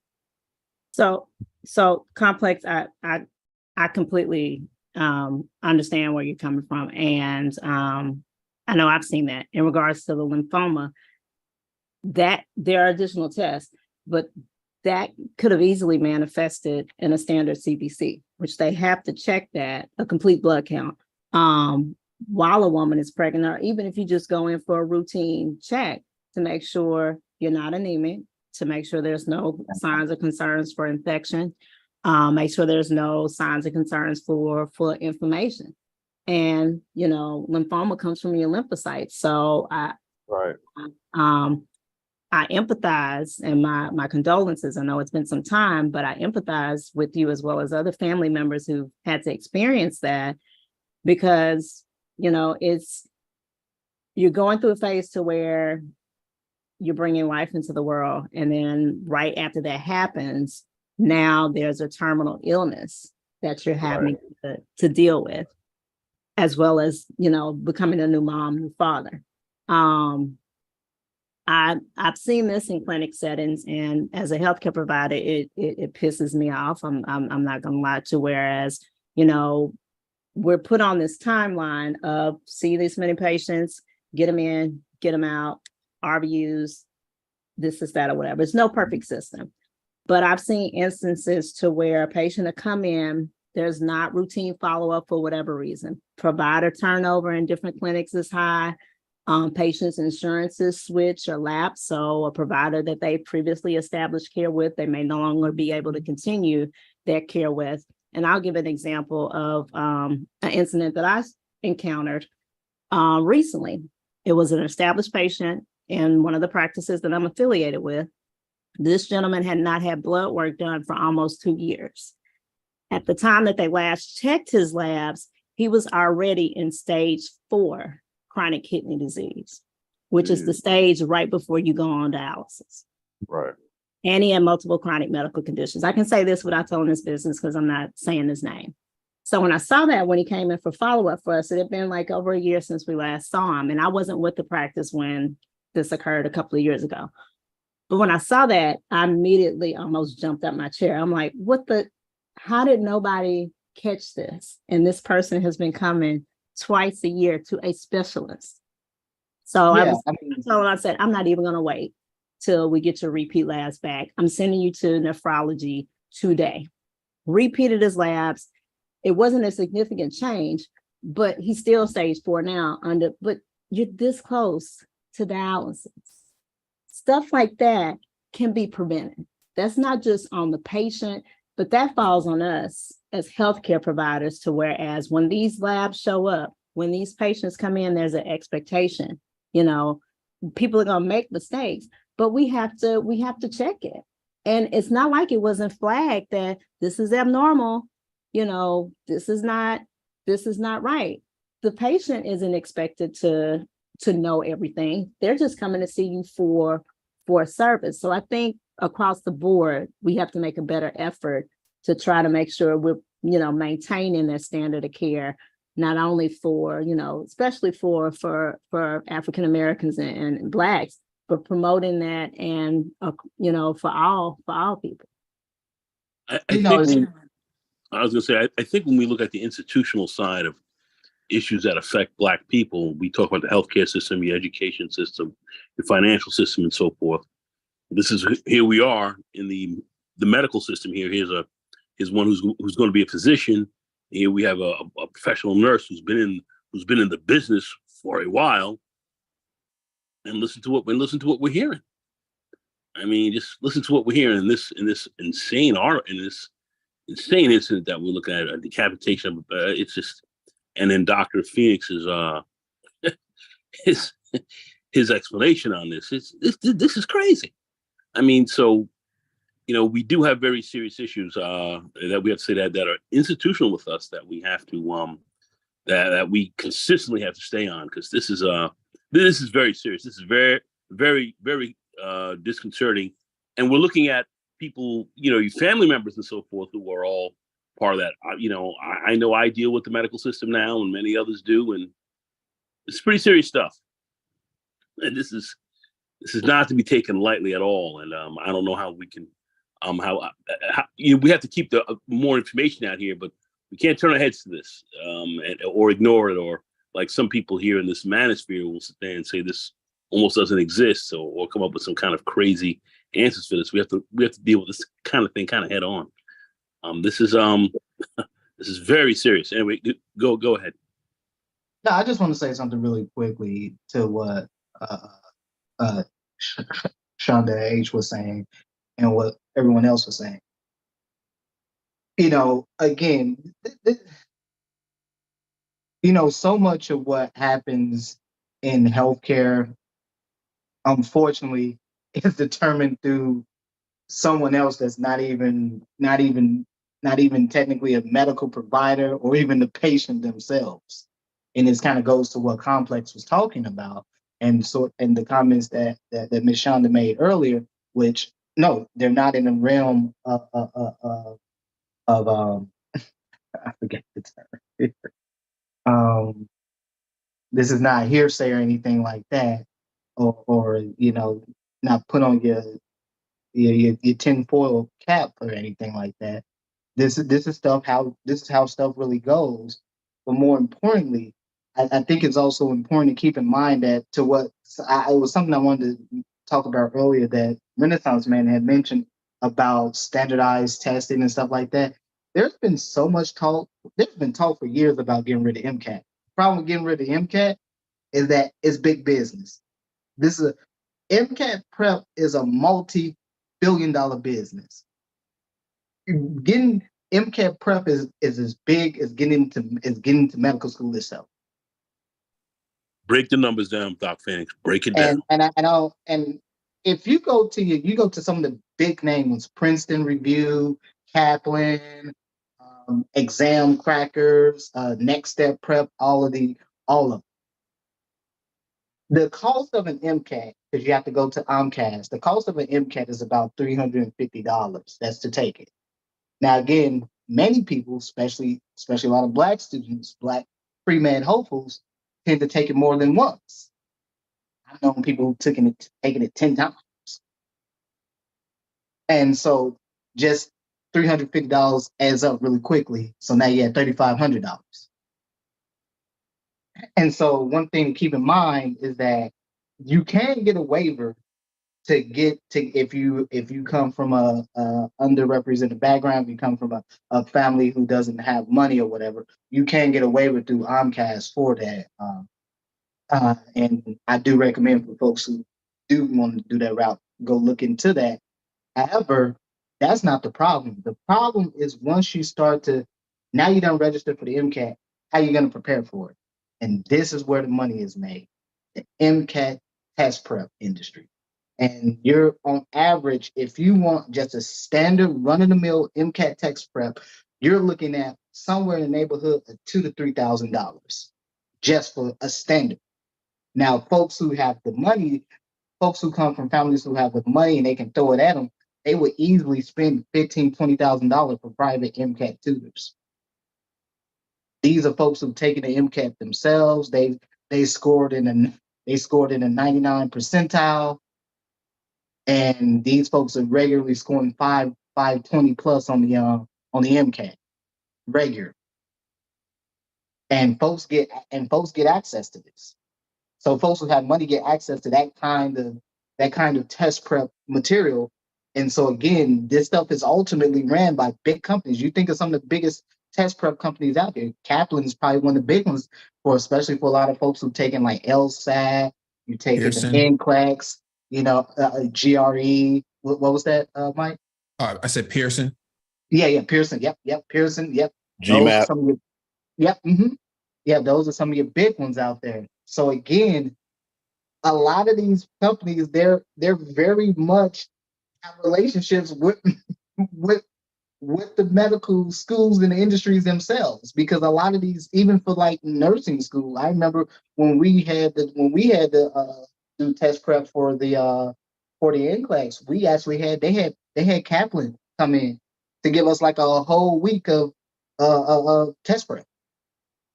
And basically, they got experts. Basically, this is what a lot of your folks who go into education, who go into academia, who have these medical backgrounds, this is a lot of them what they do. They go into the test prep industry because you can make a ton of money doing this.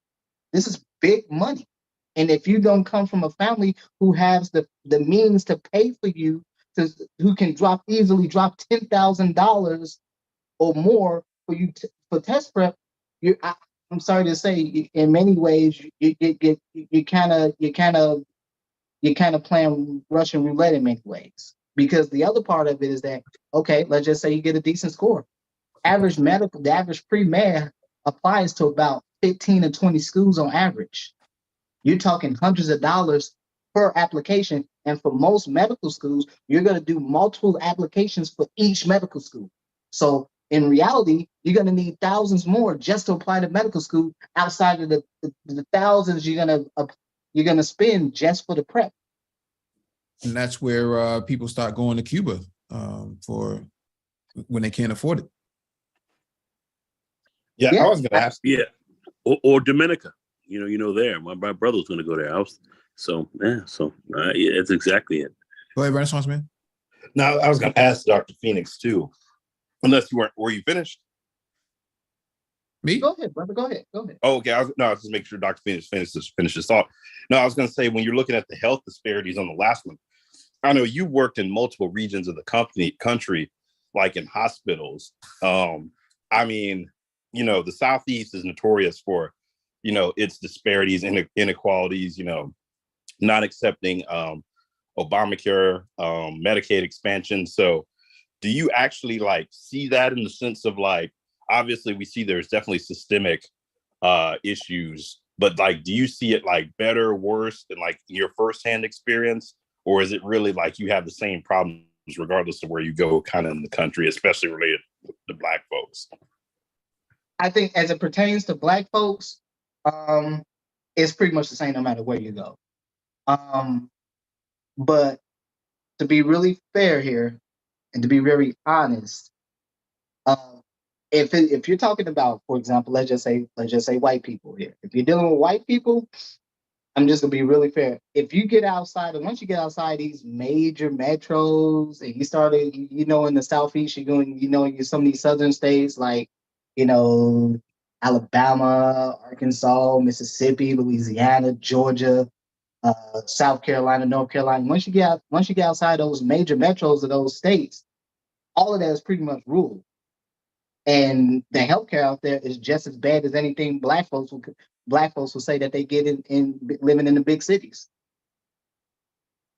if not even worse, to be honest with you, because for many folks who live in rural areas, you're talking about a 45-minute to an hour at least of transportation to get to the nearest hospital. So if you're having a cardiac event, highly likely you might die in transport. Same thing happens with Black folks, even living in big cities. They closed down a bunch of hospitals in Black neighborhoods. Now instead of you having a hospital that might take a 5 or 10-minute drive, you gotta go do a 30-minute drive across town to get to a hospital. And if you're having a heart attack, you're having a stroke, you might not make it. Hey, Doc Phoenix, I just wanted to ask you, aren't there programs for medical students who are going to residencies or going or to go into underdeveloped areas here in the United States, and a lot of that are in these rural areas in places like Appalachia and all that? They do. They do. In many respects, that's why the PA program, the physician assistant program, was created, was to deal specifically with that. But yes, there are tracks in medicals in some medical schools in the country. Not every school has it, but there are tracks where if you're committed to more of a community rural medicine, some schools actually, in fact, shorten the time you have to spend in medical school. Instead of doing 4 years, you do 3. And they cut and it cuts their money and they give them a lot of big economic incentives. They get student loan repayment. That's right. But the other part of that, going back to the earlier question that Renaissance Man posed about getting rid of things like the MCAT, the problem is that, remember that some of the figures, some of the numbers I thrown out here, that's before you get to medical school. So you've already 30, 40 grand in a hole for just medical school prep, minus if you had, not even including if you had debt coming from undergrad, and now you're about to go jump into medical school. And depending on where you go, because most folks are not going to be able to go to school, unfortunately, in their home state. A lot of people are going to end up going to school outside of their state. Actually, California exports the most pre-meds in the country. So once you start to think about that, schools start charging even more for being out of state. For example, if you go to a state school in whatever state, they charge you double or even triple the price. So it's not uncommon to be an out-of-state med student and you're paying $90,000 a year. Wait, now don't some state school? I guess it probably depends on the university. I know some universities like they give preference. Like I know like UNC, for example, they have to, at least in their undergrad, maybe it doesn't apply to their graduate programs. They have to admit like a certain percentage of their class from the state of North Carolina. Yeah, I mean, all schools have that. All medical schools have that, where they have a certain percentage of the group that has to be from that state in which the school is located in. Yeah, that all schools have that. But the problem is that you got maybe a couple hundred seats for 30,000 applicants. So some schools get tens of thousands of applicants every application cycle. Some get less. For example, you look at some of your HBCU medical schools, Meharry and Tennessee, or Morehouse in Atlanta. Atlanta, for example, Morehouse only lets in about 90 or so students, but they get like 10,000 applicants. You got Charles Meharry, Drew out there in California as well. Yeah, And, Charles Drew. Howard in DC. Yep, Howard. Yep. Mm-hmm.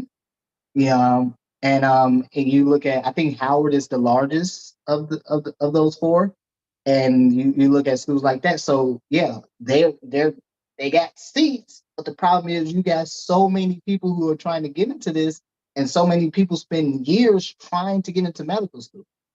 I mean, you're literally racking up thousands of dollars of debt yearly just trying to get into it. So this is a big business all the way around. And so again, I think a lot of this can be addressed at the early levels, which are conversations we have had previously, where it's always been my point that these things need to happen in childhood.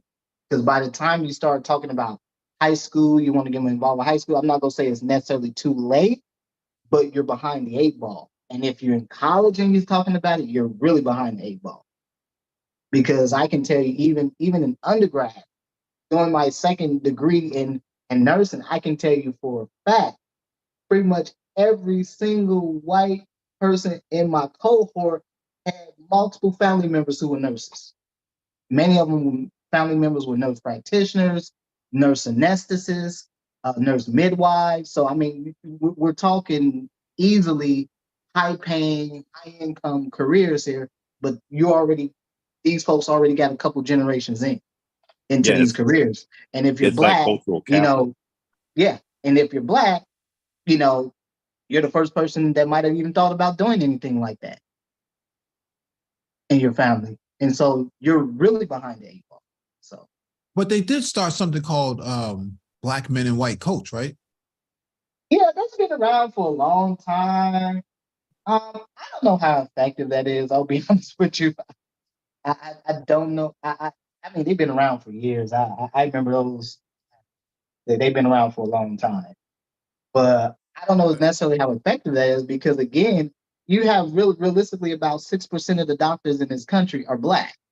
And as it pertains to Black men, you only have about 2% of them are Black men. So in fact, Black men have lost considerable ground over the last 20 years or so in medical education. And that 2% is probably inflated with skewing toward boomers. Yeah, I think a lot of it is. I think a lot of it is skewed towards the older generation. Yeah, I do. I do believe that. So again, because and there's a reason for that. There's they really pushed education, a lot of scholarships and so forth for a lot of us to go to school. When I was going to college, there's a lot of money to go to school. You could get money to go, so it pushed a lot of that. They've cut a lot of that back. So lesser opportunities to get into these schools, lesser money out there. That's what's cutting you back to the fat meat. That's what's doing it. I mean, in the manosphere, when you mention, Black men in white coats, man, they think that you're talking about the all-white affair, on the cruise boat or something.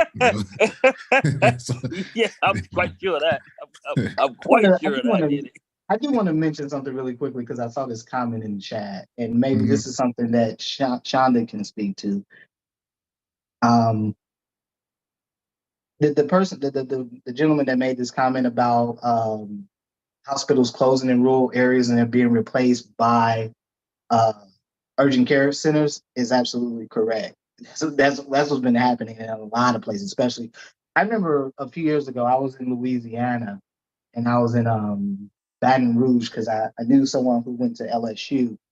And I remember when we were going around, there was like urgent care centers all over the place. I'm like, damn, where the hell is all these damn places coming? There's like no hospital, nowhere in sight, but there's all these urgent care centers, and it just really dawned on me that, and again, these urgent care centers, these are big money makers. Urgent care centers are supreme money makers because for the longest time, you used to not be able to open ERs. ERs were very highly regulated facilities where there was for the longest time you could not open ERs, and so this is why you saw urgent care centers started to pop up like that. And this goes all the way back to programs, back to policies that were put in place in the 80s during the Reagan administration. And so fundamentally, a lot of that, believe it or not, really didn't affect Black folks to an extent. A lot of that affected white people, and white people specifically living in rural areas. Yeah. But however, where Black folks in my opinion, where Black folks really catch hell is when it comes to issues of, I think it was Ashonda or someone else talking about a gentleman having chronic kidney disease in stage 4 CKD, and how essentially what happens is that you get Black folks, you have nothing. You go to your typical Black neighborhood. People don't believe what I'm saying. Go around your Black neighborhood and count how many dialysis centers you see. Big money. There's a lot of And I tax can say this incentives from for it. personal experience. I almost ended up working at one right out of undergrad. I got offered a job for $45 an hour being a dialysis nurse, straight out of undergrad. Because I had ICU, because I had spent a year doing an externship in the ICU. And so, and part of that, I had ended up doing some bedside dialysis. So yeah, I had some experience doing dialysis. So yeah, they offered me this job straight out of undergrad doing this. And the real funny part, well, not funny, but the real sad part is that Black folks make almost 50% of the people on the kidney transplant list. So if you go to the National Kidney Transplant List website, you can see that Black folks account for roughly about 40 to 45% of the total people waiting for new kidneys. And essentially what happens is that those folks that don't get it, they just stay on perpetual dialysis. And the problem with dialysis is that eventually one or two things is going to happen. Either it's going to kill you or your kidney's just going to give out. Because most people don't really live beyond a decade or more on dialysis. It's that rough on the body. Yeah, I was going to, go ahead, Nicole.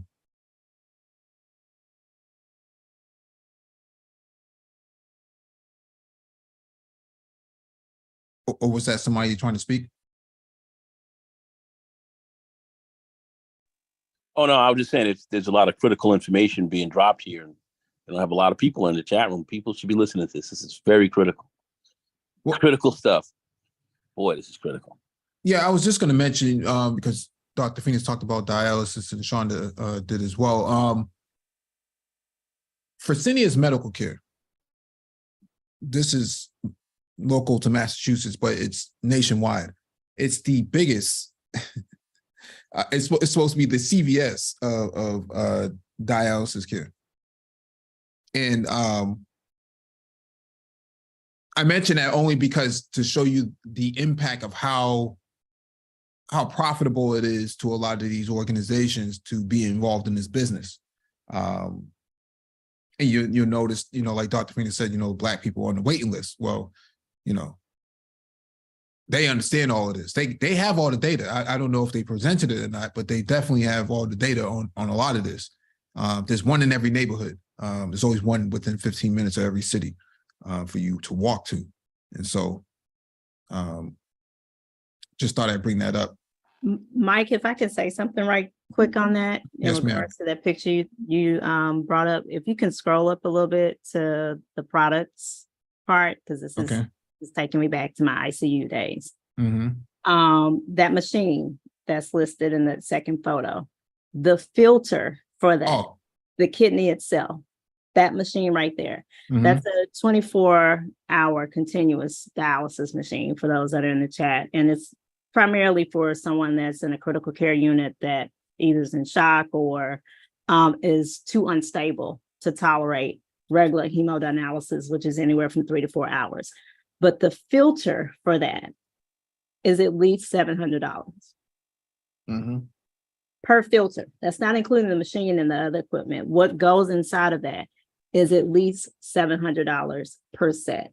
So just think about if you have somebody that's in a hospital setting or even in an outpatient dialysis center that's using something like that, their arm is not positioned right, or the catheter that they're using for dialysis is not, working properly, or they get a clot.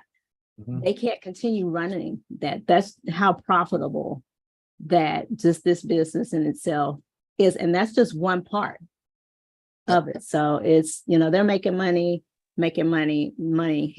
hand over fist. Yeah. I've been to this to the headquarters many times before.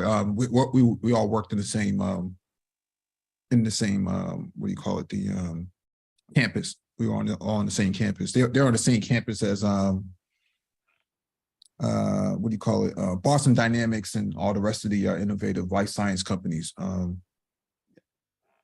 Yes. Amazing. Yeah, go ahead.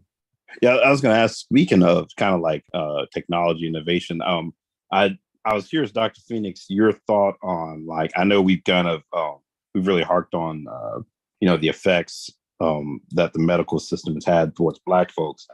With like I know from grad school, I was good friends in grad school with a oncology doctor, and he was talking about things like precision medicine and other innovations that are coming into medicine.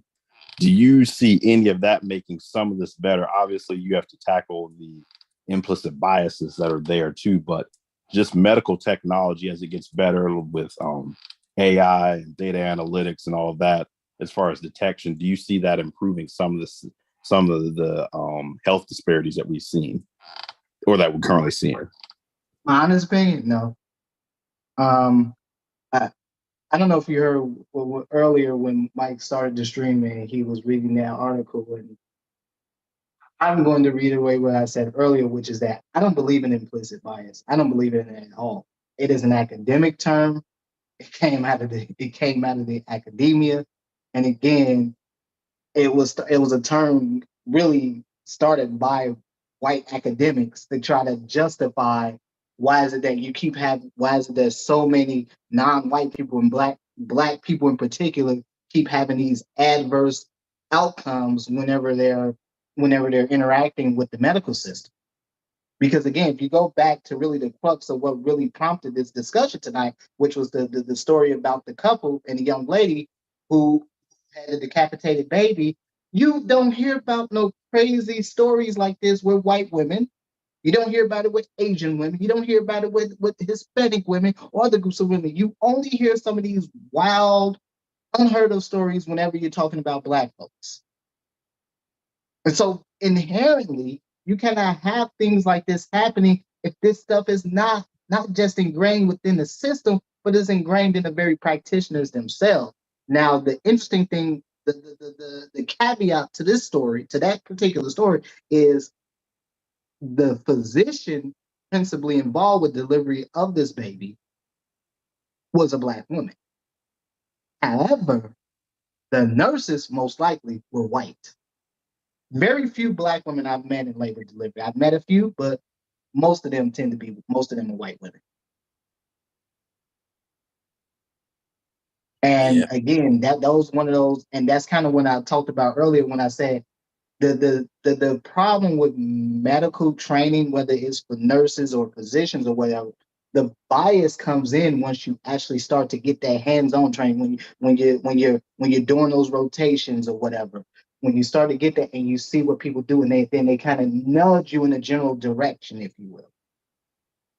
And so again, if you're seeing that, again, for example, in nursing, labor and delivery tends to be one of those areas where I've seen a lot of non-Black female nurses complain about, yeah, there's a barrier. Now they'll let white women can get in easy, but when other women, in particular Black women, try to shoot for those areas, because those areas lead to things like being neonatal nurse practitioners, being nurse midwifery, because labor and delivery can ultimately lead to the NICU, and that's really some of those key medical experiences you need as a nurse that will help you be able to get into those kinds of programs. But if you're there's this barrier, this barrier that prevents people, women in general, Black women in general, from getting into that, then yes, this is how you end up with so many of these stories where, oh, damn, nobody didn't bother to check the damn doctor. Nobody didn't bother to check this damn physician. She's sitting up here trying to get this woman to push out a baby for 3 hours. What physician in their right mind would have thought this was okay? Aren't there cameras in the delivery room? And cameras don't mean nothing. The doctor, unfortunately, a lot of folks don't want to. It doesn't matter, because ultimately the physician is still, I don't like to really use the term, but technically they're the lead of the team. So whether there was cameras in there, again, it's not really, because you still, it's not really relevant, because you still have to dig through the data, because they're going to look at things. Okay, what was going on with the baby? We need to see what was the fetal heart rate. What was the baby in distress during that time? You need to see things. And typically when you start to talk about fetal distress during delivery, that's when you start to look at the heart rate. So typically the fetal heart rate should be somewhere between about 120 to 160 beats. But it's going to fluctuate during delivery. So it can go below that. Sometimes it can go above that. But again, in general, it's going to be in that range.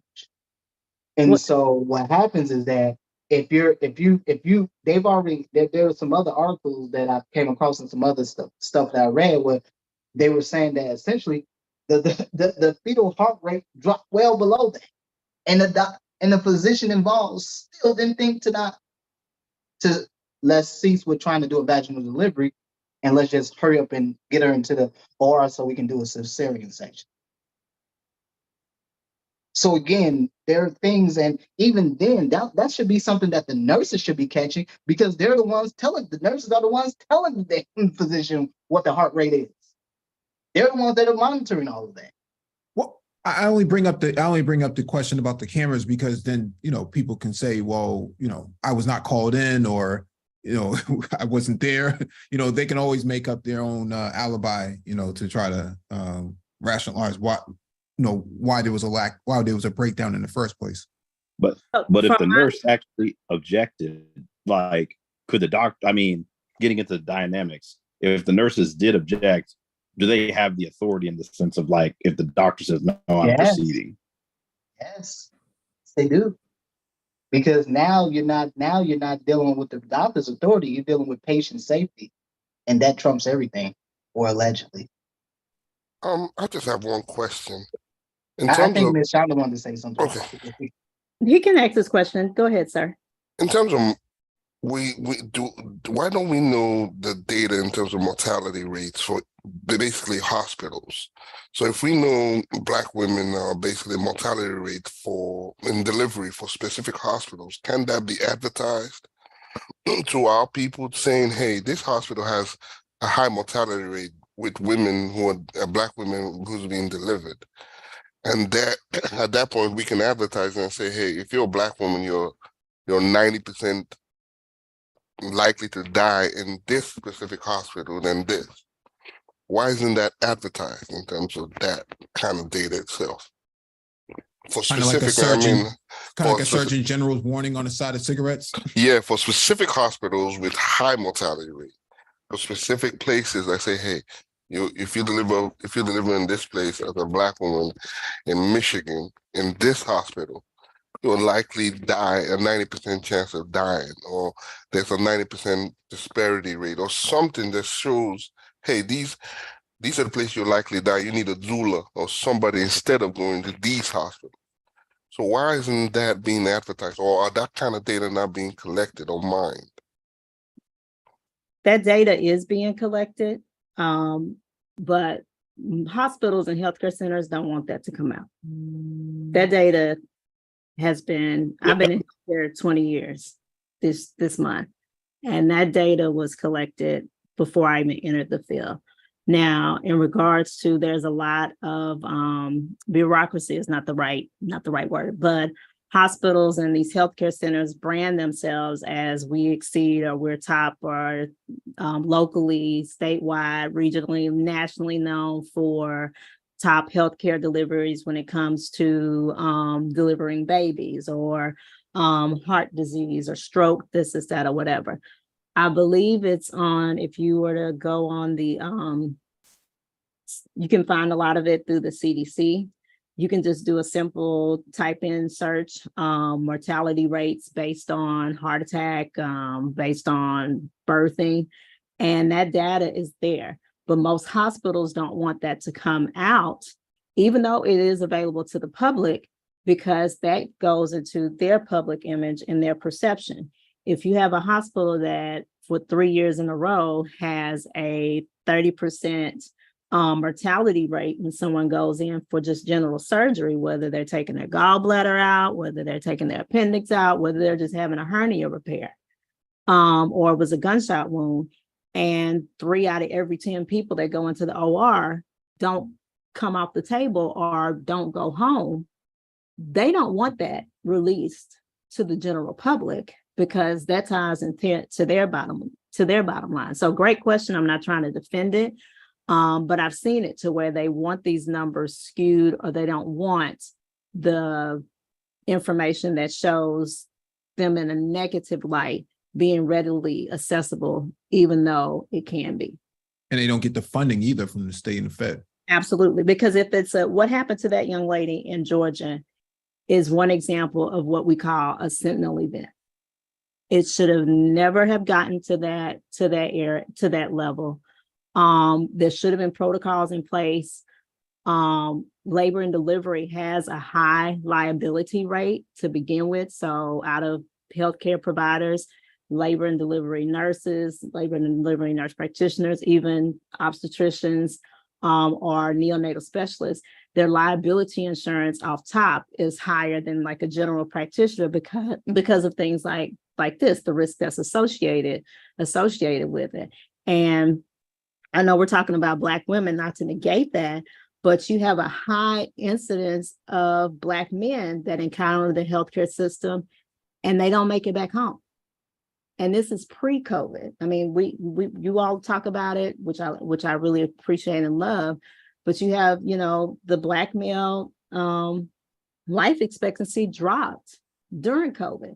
And just look at how many Black men from, ages of 30 on up through 60s, 70s encountered the healthcare system either for first time, or they, may have been exposed to COVID or had some type of, and they don't leave those facilities.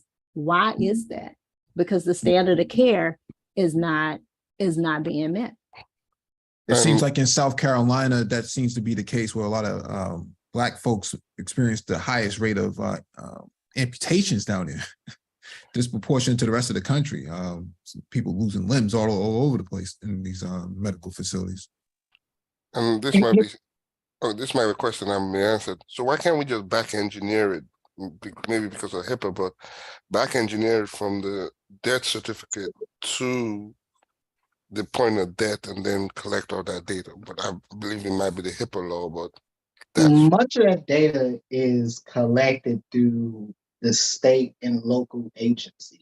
So you're having to deal with the government, because that typically that gets turned over. The hospital actually releases a lot of that data to state and local agencies and stuff like that. Because depending on what happened, some of that actually has to be reported. So it is a HIPAA thing. It's a privacy issue, and And so yeah, that's a huge part of the problem. But Ms. Shonda did explain it very well. Again, this is data hospitals have had for years, long before I was born, long before I even entered into the medical field. You know, they've had data on these kinds of things now for decades. Okay, so this isn't this stuff is essentially bad for business. I think a lot of folks don't see hospitals as businesses because I would understand why they wouldn't. But in reality, hospitals are businesses. They ran like a business. They operate like a business. They pick winners and losers every day, just like insurance companies do. To what Complex Design was talking about earlier. Winners and losers get picked every day. More often than not, the losers tend to be Black folks. And that's the unfortunate part of this. But the other part of this is that ultimately, I mean, this is such a deep rabbit hole. I mean, it wouldn't be just enough to say, yeah, we need to get more Black physicians, more Black nurses and stuff like that. It wouldn't just be enough to say that. In reality, this is truly legitimately something that needs to be addressed through policy, to be honest. Because again, you're still inherently dealing with ingrained biases here. I mean, so just when you brought up the website from, was it Fresenius Medical, I believe that was. Yes, sir. Yeah, and again, outpatient dialysis. I cannot stress to you guys just how big of a business this stuff is. Outpatient. These are Black folks. You go, most of your dialysis clinics, they're in Black neighborhoods. That's very true. They are Fresenius is in every Black neighborhood in this country. They are. I mean, one of the other big ones, DaVita. I mean, they are in every. You can go to places. You can see a place like, you can see a dialysis ran by a company like DaVita. You can see 2 or 3 of them within like a mile or 2 mile radius. That many. And I mean, it's big business. I mean, Ms. Shonda was talking about just the filters that are used in the dialysis machines. Yeah, those filters cost hundreds of dollars, just one. And those things are getting replaced all the time, many times per day. And if you think about that, that's just one aspect, one part of that machine, one aspect of the care. And you got physicians that make, because I don't want to put this exclusively on the physicians, but I think some blame does need to go into some physicians, because you do have a lot of nephrologists who go around who are basically contracted through these companies like DaVita and stuff like that, where they just basically go around from one facility to the next, just checking on the patients. The nurses do most of the work, and then they just check, okay, how'd it go? Yeah, okay, I'm gone. And they just go move on to the next place. And they do this multiple times a day throughout the week, making insane amounts of money. Not uncommon. You think about things like nursing homes.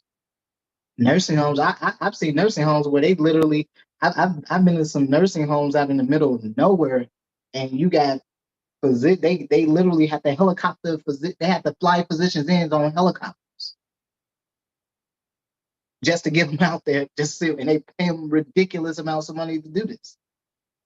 These are rural nursing homes. Obviously, you're not gonna really find a whole lot of Black folks there like that, but these are things that happen. And so a lot of these things really, most of this truly only, well, at least as it pertains to Black folks, isn't just enough to say we need more of these, more medical providers, but realistically, something needs to happen at the federal level, because the predation that happens in the medical system, and again, I know this sounds weird given given what I've done over the years and what I do currently.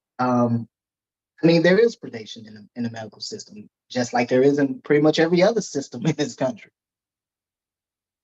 But ultimately, you only see I've only seen crazy, wild stories like this with Black folks. I've never seen it. I've never even heard of anything like this.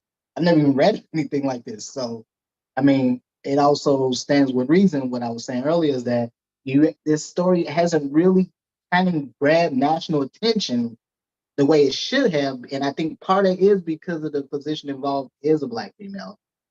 And it's not meant to be a dig, but I do think it needs to stand with our root. I think it needs to be said that if this was another non-Black and specifically non-Black female position, you would have seen a much larger outpour. And then too, I also think one thing is, had that couple not sought legal action, we probably would have not even heard about this. Yeah. Because I mean, looking at the facility, it's no way that we could say that's a level 1 or a high risk birthing center.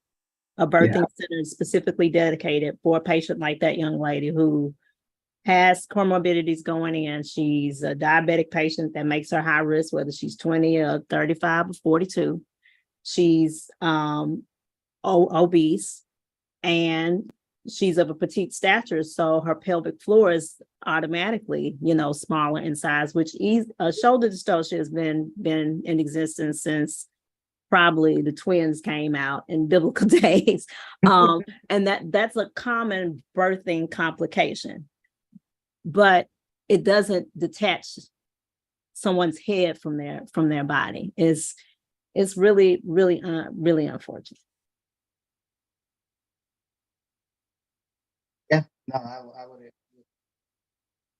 I think ultimately the blame still ultimately falls at the foot of physician, but I do want to highlight the fact that I think ultimately a lot of the blame also needs to be put on the nurses for not stopping this kind of perversion of the standard of care, because that wasn't the standard of care. You do not sit here and try to get an expecting mother to push for 3 hours and nothing happens. I'd be interested in what the when they go to court and all this gets all figured out as to what was the rationale behind all of that. I mean, this is not somebody who's new to the medical field. This is somebody who's kind of seasoned. I can give you a pretty good explanation as to why this physician went that route. Believe it or not, it's hubris and arrogance. There's a certain thing that happens as a physician once you get to a certain point, you kind of feel like a lot of physicians feel like, hey, I can do this. I can do if this is thrown at me, I can make this happen. Now, irrespective of what all the data says and what all of the things that you were particularly up against, in particular with this patient. But a lot of times, so many physicians just become so arrogant over time that they feel like, hey, I can do anything. Hey, I know she's a high risk pregnancy. I'm looking at some potential complications with this birth. Hey, I'm it. I can do it. Nobody else can do it other than me. And a lot of times that's what goes through a lot of physicians' head, to be honest with you. And there is some level of arrogance and hubris that goes into that. And I'm not saying it's not necessarily uncalled for. I mean, you kind of go through hell to become a physician, but at the same time, you don't do it at the expense of a patient. And certainly not there, in this case, not at the expense of 2 patients. So I think that's a great way to end it. Shonda, do you have any closing thoughts on this or any of the charts that we've covered so far? My closing thoughts is a great discussion. If I can, Mike, there was a question Gil Gami had in the chat. Are you okay with us addressing that before you shut down? Sure. Gil Gami, I hope I'm saying your name correctly. To address your question about demographic maps in regards to mortality, a good place to look for that is the CDC. But what you'll notice is a lot of those higher mortalities are typically in some of your urban or more rural areas, particularly in aspects of the South, Mississippi, Alabama, parts of Texas, Louisiana, even some aspects of Georgia. You'll also see it on the upper east or upper west coast if there's centers to where they're underserved. So hopefully that gives you some answer to your question.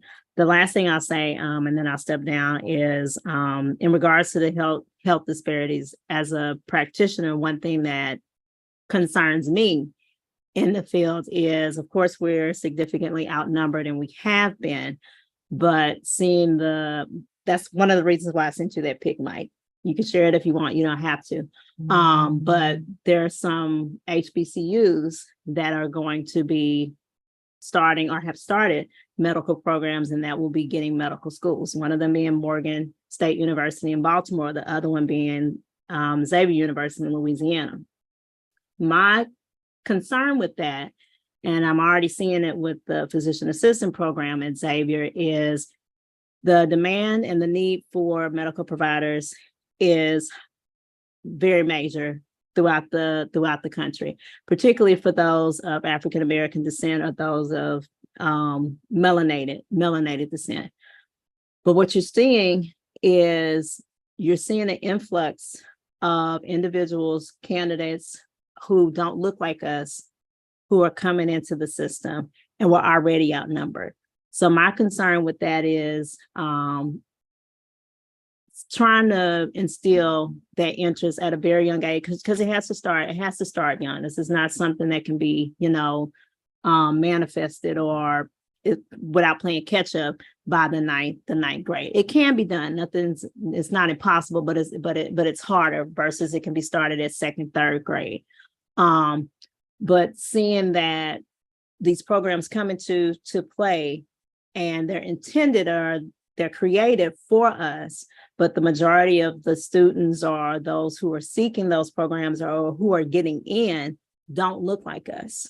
And we're already significantly outnumbered in the healthcare system. So I would just challenge people to, find a provider who works, within what you're looking for. Don't be afraid to ask questions. If you're encountering the healthcare system and the person that you're dealing with or the people that you're dealing with don't feel comfortable answering your question, then that's not the provider for you. I understand people have limitations and sometimes that's not an option.